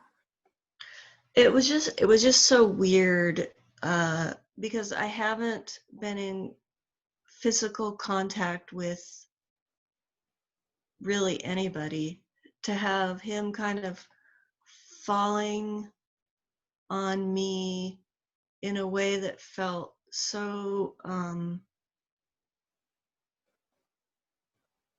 just like confusing. And It sounds like it felt invasive of your space, regardless of what his intention was. And then your brain also is like, it just doesn't seem random. And like the energy that he might have had when he did it, I think you alluded to that. It felt like really bad flirting, like really bad, not realizing he's violating your boundaries, like where he's attempting to flirt. And so he's confused, and maybe he very outrageously invades people's boundaries. And this is like how we don't know. But yeah, just starting with a simple request of please, please honor my personal space, and like with your arms, like do some version of with your arms. And if he's not honoring that, if he does anything weird, if he does any passive aggressive anything back, you totally have the right to get other people in the store to support you about this. Because that's really clearly, yeah. And it looks like Mary has something to share too. I think those are the big things that I wanted to share. But for you experiencing, it's so important for you to honor your own experience that this did not feel good. It's just something felt weird. I mean, a lot of violation feels like that. And in particular, when we've had boundaries violated before, and particularly a number of times, it gets all confused and we get fuzzy in our minds. So I'll just say this is another, have you seen me do this before? It's a fear melter or fear antidote. So putting your arms together, so it's pulling in and pushing out. That might help clear it up. So it's a resistance. So the two forearms, can I say? So it's pushing and pulling. So you want to do it in a way that doesn't hurt your arms. But yeah, so you feel the tension. You want to feel the muscles all come up here. And so your mind might get more clear about it while you do this. This isn't okay. Okay. Yeah. Thank you. Just doing that on your own in your own space. That might be helpful. Go ahead. I'll let Mary jump in. So I'm just going to throw out what somebody else shared with me a while ago who had a history of being violated. And she said sometimes the confusion came for her in that she was lonely or whatever, and the physical thought of another human being close to her wasn't all that offensive, even if she didn't want that person at that time. So she said she had a hard time with the fact that sometimes it wasn't all pain, even if it wasn't invited. So I don't know if that's what you were referring to or not, and you don't have to tell me that. But I've come to appreciate that that is not uncommon, and it can be very confusing. But I think still, I just want to encourage you. What we're all saying is use your voice and be very clear. But it's okay if it's confusing to you, but you already know there's a difference between wanting to be in touch with another human being and being touched. So it's okay if that's adding to any confusion, but you can't be wishy-washy with this guy. Yeah. Thanks. I'll throw that in there. Yeah. Thanks, everybody. I really appreciate it. Yeah, you're welcome. And just in general, when negative things come up, like having clarity around those, learning to have clarity around those, no, and turning our attention to what's good. So doing feeling your no and expressing your no, and then letting your attention go to your writing. Yeah, it's great. Who knows? Maybe in some way this might be fuel for some of your writing too. Yeah. Great. All right. Well, I know we've got two more questions. We've got Lauren and then Julene in line. All right. Oh, and by the way, Lacey Jane's daughter has joined us now. We can see her too. So anyway, it was great because you talked about it earlier. Such fun. Yay. There she is. It's great. Big eyes. She looks scholarly to me, but fun. All right, sweet. All right, let's see. So Lauren, did you want to jump in and ask your question? Where is she? Hi, everyone. Hi. Thank you so much to all the panel members for being here. This is just a really special experience. So my name is Lauren Applewood, and I'm from Bellevue, Washington. And I'm actually in the middle of changing career paths. And I'm able to devote a lot of time right now to the development of this new career. And I'm kind of trying to figure out exactly the scope of the business, kind of what I want to focus my energy on. So specifically, my question is, are my talents more geared towards animal communication, or personal readings and tarot, and the best way to hone these abilities going forward? Thank you. Can I just ask one general question? It kind of leads into my answer a little bit, but Sure. before you get off, what has you asked the question of choosing in an either or way? Why do you think you need to choose something here? Well, just because I'm developing the business, I'm developing kind of,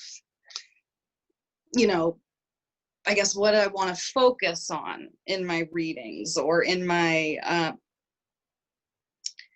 but I've also had the thought, I don't need to separate, that I can do it all, that I can have and hold animal communication type classes, and that I can also do personal readings and stuff. So I guess I feel so much potential.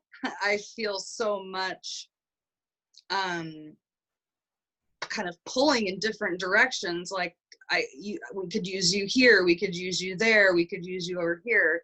And okay, thank you, Lorelei.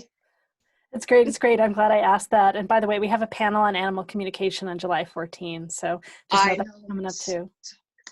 It's great. Yes. All right. We've got Susie in line and then Phoenix in line. And Cindy, I want to give you a chance. Did you want to get in line before someone else gets in line? Okay, great. Cindy's next. See if you can figure out how to raise your hand too. All right, Susie, go ahead. Okay. Hi, Lauren. Welcome to the wonderful world of intuition and metaphysics. I find, when I started, it was like, oh, I was at the same place. It's like, oh, there's so much to do. Pick something to focus on first. I find that in my exposure to other practitioners lately has been these events, and we can all do so many different things, and we're not limited. What you'll find is as you are exploring your gifts, you're going to find that you have more than you thought, and that they will all connect somehow. So you could focus on animal communication, and then I see the animal communicators I know, it's like, yeah, I can see that your dog needs to talk to you about when you leave for the day and stuff like that. And you can help people do their personal readings through that. And so it's easy to get intimidated by the scope of it because, we are talking the universe and all that the universe has, but pick something and play with it. People get so caught up in, oh, I've got to do this and I've got to be good at it. Like we've said to another client here today, it's like, cut yourself some slack and just go and play with it and do with it. And if you want to make up a list of things you want to do, go through the list and see what your intuition tells you. It's like, oh, let's play with this first. But I don't feel that limiting yourself to only have one particular thing is going to be serving you or your potential clients. It's a fascinating business to be a part of, and that you can pull in so many gifts and talents to help people. So maintaining a focus of what can I do to be of service? Now, how can I help you today allows you to draw into all those things. You're going to find in the middle of a reading, it's like, oh, I didn't know I could do that. That's cool. And you're going to develop your readings. I've had that happen before where clients have said, that was cool. It's like, yeah, well, okay, I guess we can add that to the list. So there's so many things you can do. All we ask you is to just start. That makes sense? Yes, thank you. Okay, you're welcome. Great, thanks, Susie. We've got Phoenix and then Cindy and then Mary. So, wow, congratulations. It's such an exciting time when you make that big leap and you jump in and you say, hey, I'm going to do this. And then it's kind of like, I think Mary was talking about the Fool card. You go, wait a minute, how deep is this? Where am I going? What am I doing here? So I think what you're probably trying to do is compartmentalize this to make it more manageable. And I get that. But I would agree with everything that Susie said. You know, they all are intertwined. They're all working together. I think maybe a different focus for you might be, who are the types of clients that you see most often and how are you helping them? You know, are you seeing people who are missing their kids and can't find their kids because their kids have been lost for years and years and you're helping to find them? Or are you doing the kind of work where maybe you're helping them on their soul path to help them discover their gifts? Or are you helping them to just manage the day-to-day routine and confusion of making it through in this world? So figure out who you're seeing and how you're helping them, and then that will drive everything that you do for a while until you get tired of that, and then you'll change it up and you'll attract new clients to yourself.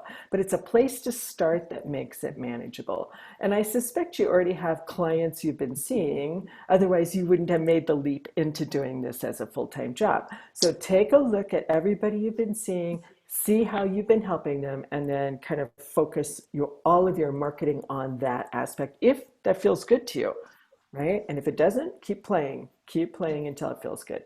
Does that help? Yeah, thank you. Actually, I have not done this as a paid profession yet, but I've been doing a lot of practice through medium circles, through online, like photo reading. And I just realized, whoa, I'm so accurate. And that I should not be giving this away for free. That was what I heard. Good. Very clear. Good. Yeah. So thank you. No, that's awesome. And so one of the things that many people are looking for is an accurate read. So that is a marketable phrase, you know. And then the 4 areas that people are looking for help in is their health, their business, their career, and their relationships. So if you can be an accurate read in those 4 areas, you've got as many clients as you ever want. Cool. Yeah. Great, all right, so Cindy is next and then Mary. Okay, so you know that you are very, very clairvoyant, right? Mm-hmm. Yes. So you actually are like a medium that you can work with so many different realms, and you know that. Inside you, you do know that. And you know that any path that you choose will support you. It's just a matter of how much fun do you want to have. You know, when you're doing tarot readings for people, there's patterns in people's lives, just like what Phoenix was talking about, you know. And then when you're dealing with animals, you know, there's a different kind of joy that comes from that, you know. So you have to decide for yourself, you know, what makes you happy inside, you know. It's not just what you can do, but what brings you the true joy in life, okay? And, you know, I pulled a few cards for you, and I keep getting something around body work. So do you also do yoga and practice? Yeah, I'm not particularly yoga, but I'm really big into Qigong. And I find that I have to do it daily at least, or twice a day. And it's huge as for me, as impacting my energy flow, my mood, pretty much everything. So. Okay, if I look out into the future for you, I kind of see that you actually create your own set of tarot cards, and it could be based just on what you just said, body movement and the development of these cards, so that you can show people how they can move through their life, successfully. I am a dancer as well. I have a lot of experience, 12 plus years in dance, and I'm always dancing, always, throughout the day. Mm-hmm. It's very important to me, body. So thank you for picking up on that. Yeah, and the other thing that you have to realize too is when you're dancing, you are with your spirit, okay? And that's what you love the most. I know that about you. I can feel that. There's a joy that comes. I mean, you have joy written all over your fields. You know that, right? People are like super attracted to you. You know that too, right? So, yeah. Live yes. it, dream it, be it. You are the alchemist, okay? You can pick and choose whatever it is that you want to manifest in this lifetime. So let nothing hold you back. And that's my advice.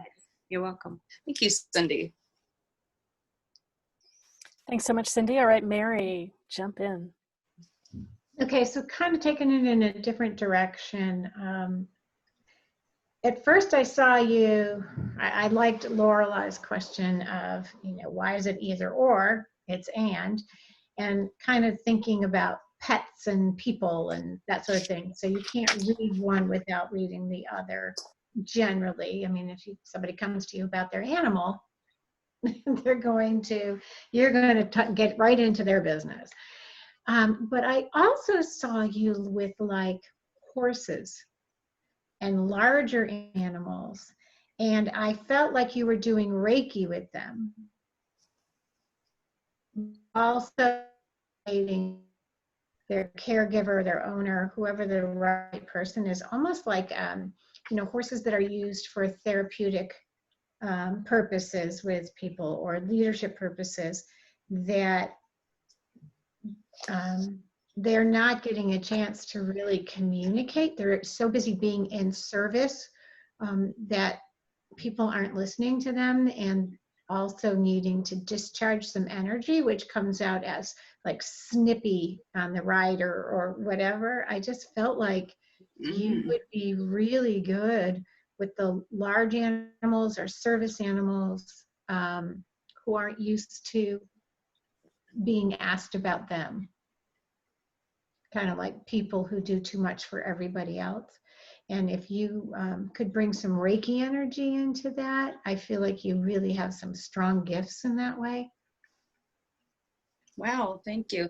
It's interesting you say horses, though, because, well, I grew up around horses. I grew up riding. I do love the animal. However, I had a very bad experience, a traumatic injury related to a horse, and as a adolescent, and so ever since then I have a phobia of horses. Actually just being in the vicinity of a horse, it really scares me, and it bothers me because I know how much I can just communicate with animals and just how much I feel them, and so it's like saddens me. So there's a lot of work you can do to release that trauma. And I'm not saying that you have to do horses, but that whatever happened with that horse in that moment, you weren't in sync. Right. But I feel like you have the gift to be in sync this time on their behalf.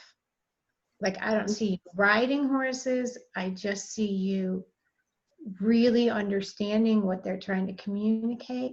And if that doesn't feel right to you, then feel free to know that I'm wrong. It's okay. This is not, this is a practice. This isn't a perfection. This is my psychic practice. So feel free to dismiss it, but I do feel like there's a lot of healing for you there. And maybe that's what I'm picking up on, is you can heal from this. Thank you so much, Mary. I really, really appreciate that message. Okay. Good luck. Thank you. And I know Susie has something else to jump in and share. Go ahead, Susie. Yeah, with the horse, while you don't have to be in the physical presence of a horse, it could very well be a sort of totem spirit for you. You want to take some time to work with it on the spirit level, Okay. because horses are really strong and they are helpful. Um, that's what I got very strongly, is that don't discount them totally. Just work with them at your comfort level. Thank you, And Susie. I like that. you're welcome, Laura. Thank you. Let's see, so a few things from me. So just picking up on the horse comments.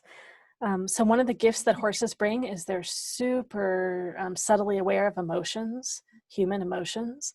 And you have the priest priestess talent. This is like the theme of priest second day. So I think you have priest priestess second as your second talent also. So you have a lot of awareness of people's emotions, like subtle awareness of that. So you have energy that's like a horse. And, I just finally got that today. I've always noticed that people with priest priestess tend to be more drawn to horses, servers to animals in general, but priest priestess to horses. So maybe something about the emotional subtlety. So that just may be part of the way you express your gift, is awareness of emotions in people. So your talents are likely either scholar, priest, artisan, or artisan, priest, scholar. And some of the importance here, particularly artisan. So artisans are all about diversity. So trying to pin in or pen in or whatever, constrain your artisan to only one thing is likely to be sabotage. So sort of let your artisan flow and have diversity. Artisan can get you distracted with too many things, but you don't seem to be doing that. So you just need to have enough space and enough freedom. Super important. And then artisans are also sensitive to energy. So it's great that everyone's talking about Reiki. And then artisans also beauty, elegance, really important to them too. So I love that you have all this color around you. So however you're practicing, whatever cards you're using, if you're using cards with people, let them be things that you love, that are so beautiful to you. And again, you don't have to limit yourself to just one deck, whatever diversity. There's one practitioner in Eugene that I've interviewed. I don't remember, I can see her. I can't think of her name at the moment, but she has so many decks. That's just part of, she's also a scholar. It's like her research. That's her, she loves the history. So let yourself follow whatever is true for you, right? There's no way you have to do your business. Right? I've totally broken all those rules. I have so much diversity in what I do and I'm doing fine. And then scholar loves learning. So I shared a little bit about scholar with one of the other answers. It's just priest and artisan are naturally very intuitive, and scholar can get itself a little narrowed and tightened about that. It's great that you have all the priest and artisan. It helps you be that much more loose with yours. And so with scholar, don't think you have to get it right. Life is an experiment. The idea of there are 4 lessons of each of these talents, and lesson 3 of scholar is to jump in and be messy and learn while you do, right? Learn while you discover. And the 4th lesson of scholar is the intuitive knower. So you seem like you're great on your path with that, and just trust that about your business too. Right? And I get it's going to be harder for each of us to use our gifts for ourselves than it is for others. But yeah, the more you just trust your intuition about that and follow what's pleasurable and interesting and you believe in. Pleasurable and interesting from artisan, and priest priestess that you believe in it. Those are valuable for everybody, and particularly people that have artisan and priest priestess. I touched Thank you, everything. Lorelei. That's a very nice explanation of those, and you're so spot on about the color. I made a transition from having basically everything all black and no color in my environment to how much color can I have? This is who you are, Lauren, and colors, are awesome ways of expression. And when I bought this scarf, it's transformative to me when I wear it. It's so cool. Yeah, so there may be some way that color and working with color with people may be part of your work and how that evolves. This is part of your gift. It's important that you have that around you so you feel so good, and it can be part of how you express too. My experience, I think Susie mentioned it earlier, being here on these panels, we're endlessly as practitioners discovering more and more about our own gifts. It's an evolution. There's no just one thing. And Cindy has so many things that she lists, Phoenix had so many different things that get blended together to something. But it's a way that we don't have to constrain any of these things. We don't have to narrow any of them, right?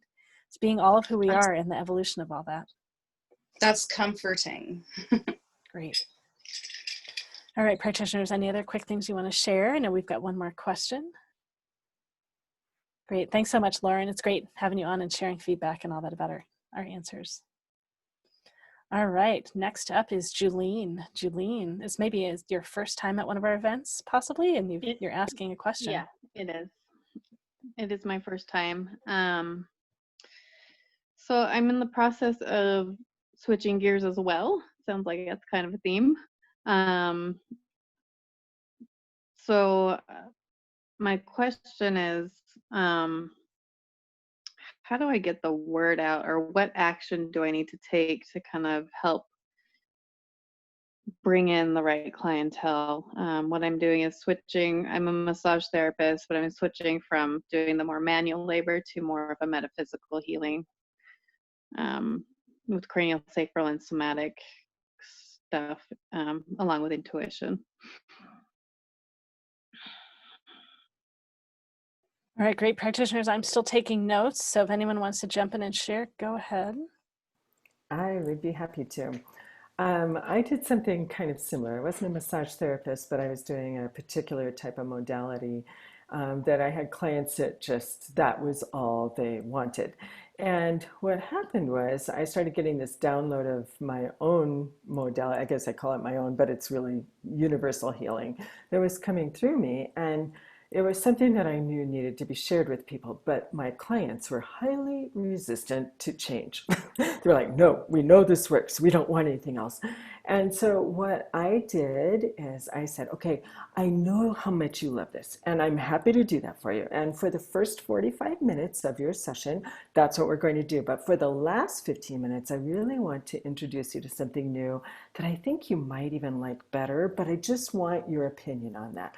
And they go, well, okay, for 15 minutes, I guess, you know. And of course, they loved it. They thought it was amazing. And then pretty soon they didn't care what they were receiving. They just wanted to feel better.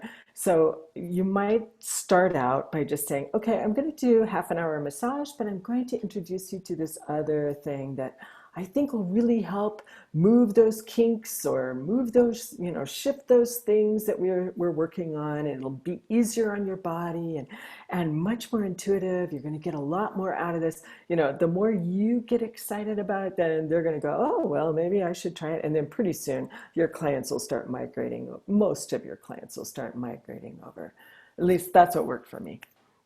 Okay. Yeah, there's the other pieces. I bill insurance, and I won't be billing insurance when I make the change. So yeah. Right, that's gonna be that's a little different ball game, but Yeah. you know, first you get them to trust that you know what you're doing and that it works for them, and then the rest will fall into place. I believe that's my feeling on that. Okay. Yeah. Thank you. Yeah.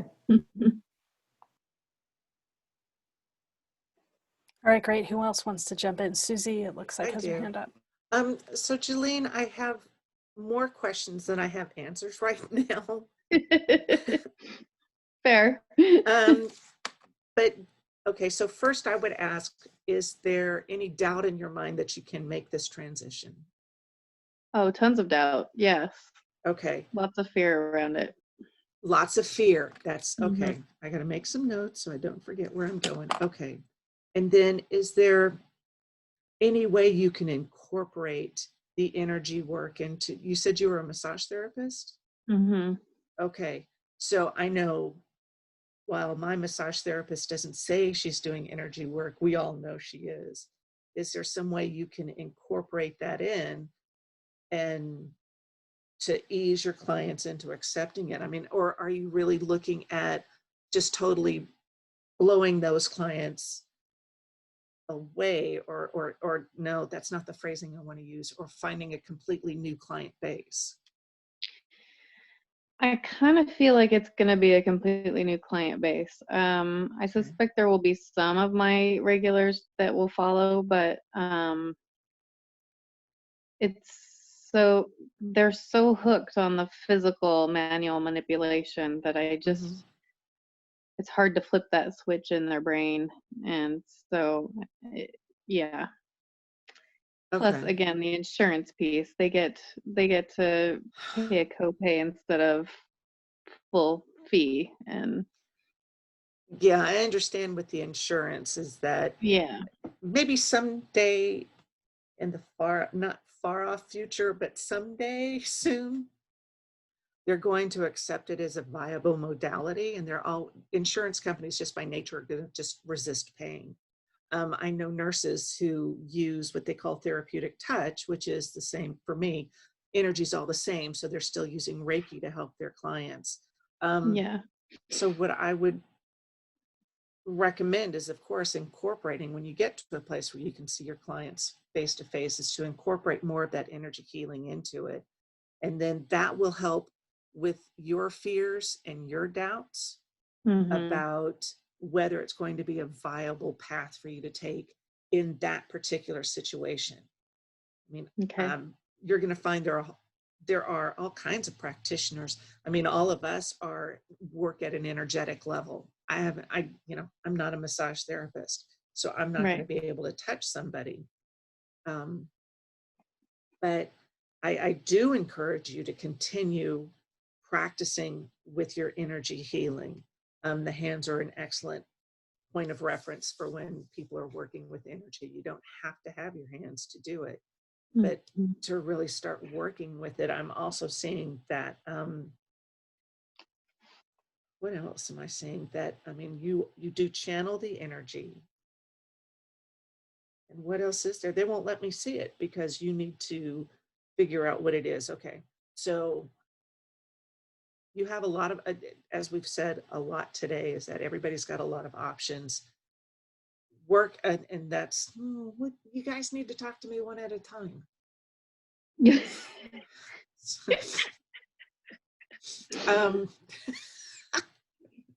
Nothing like shaming your spirit guides. Okay, so focus on incorporating energy into your current practice.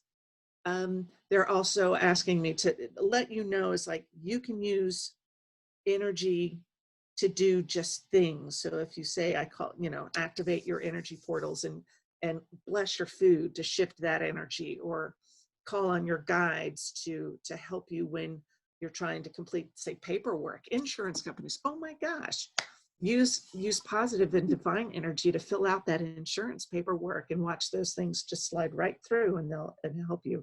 But they're asking me to ask you to incorporate more energy into your work. Yeah, that's what I got. Okay. Thanks. Thank you.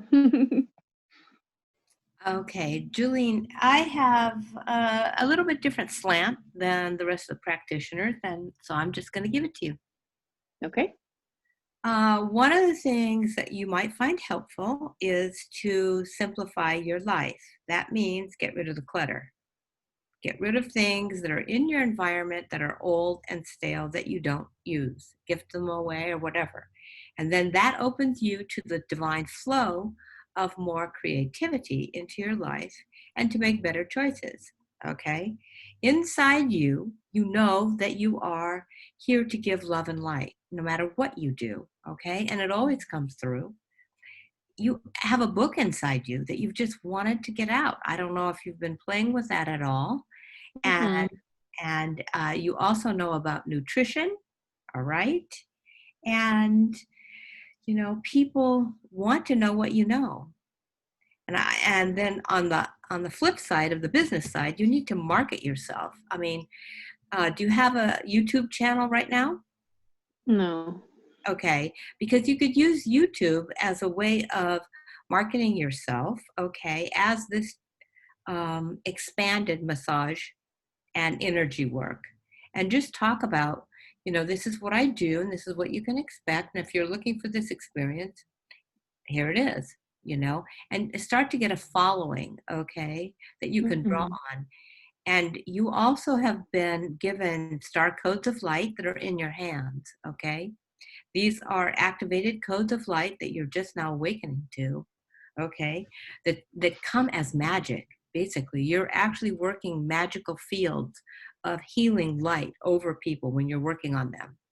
And your clients just don't get it yet because they are still in 3D. They're not in 5D, okay? And as you start working on these more higher level clients, they're going to really like, wow, where have you been? Because there's so many healers out there that need your help, okay, in realigning their fields of energy. And that's what came through for you. Thank you. You're welcome. All right, great. I haven't tracked who's shared and who hasn't shared. Is there someone left? Is it just me? I can't remember. Did you all share? And I can go too. Okay, Yeah, well, go ahead, Lorelai, because I Okay. didn't really get any messages, so I'm just sitting this one out. okay, great. Well, let me pin you for just a moment. So your talents, I'm not certain. You probably have scholar, server, and then it's either artisan or sage. I can't quite. You want me to remove my glasses? No, it's not that. It's well, and it could be server first too. I just want to kind of get a feeling about that. Well, so server is all about one-on-one deep connections. So I'm not surprised that you do work where you work with people one-on-one. And servers are so very aware of what people need, what sort of love they need, what sort of care they need. Like, all that's great. Scholar loves learning. So for you in your own life, you want to be learning new things and being able to implement the new learning that you have in whatever fields you're working in. Some of your question I know about indirectly through my partner. My partner is a massage therapist, structural integration practitioner, and with not being able to see people in person, she's like, "Ugh." And I know that she's been doing energy work with people all this time. I've suggested at a time. She's like, no, it's not me. And so she finally started two things. One is there's a training for her for structural integration where she's been learning to work with people on video, where she's teaching them to do work on themselves. And the second thing is she's been taking a training on energy work, someone in Portland. So she's finally owning like, oh, I do this. So I've just been watching her and her journey with this. And she takes insurance too. So kind of the same sort of navigation. So one is that I don't think that she stopped taking insurance at all. So I want to encourage you too, that you don't have to like end one thing and start a new thing. You can have it be gradual and just only be billing some things. Right? Because you take cash for some clients, right? And you don't bill insurance for everyone, right? Yeah. So letting it be a gradual flow in whatever way supports you.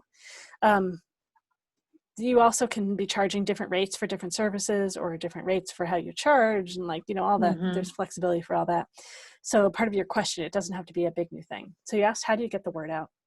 There's someone else I've been working with lately who's been tuning what they're offering, and they felt sort of some timidity around that. So we're playing with like how to write it up, how to getting them to express it for themselves, how to share about what it is. And instead of, changing websites and doing all that stuff first, she just made just some posts to put on Facebook. And, I shared them too, and just giving away sessions for free at first. And it doesn't have to be free. You're already practicing. For everybody, you charge what you want to charge. I think it's great to charge like a small enough amount for things that it doesn't interfere in you being able to share at your best. So if you want to, anyone, start sharing it for free. And then as soon as you're like, I should be getting paid for this. Someone else shared this earlier on the call. So maybe it's Lauren. So charge some, and don't charge so much that it gets in the way of like worried that you're providing that much value.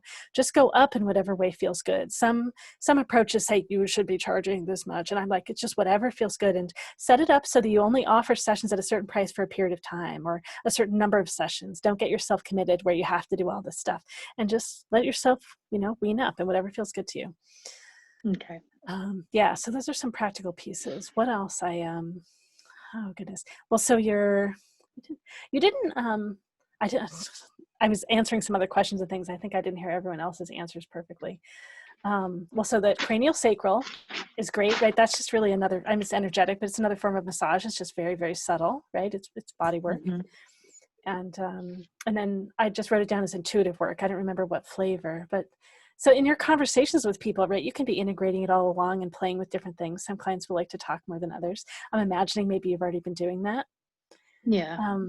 She's super intuitive in how she touches people. Like I imagine all that's there for you. So you've already been doing this. Like you're giving yourself more permission to do it more explicitly. Yeah, and you might experiment with new venues. Like, so for example, in terms of the intuitive work, like being in events like this is a way to totally experiment with new things. I run fairs too, where you can share your work.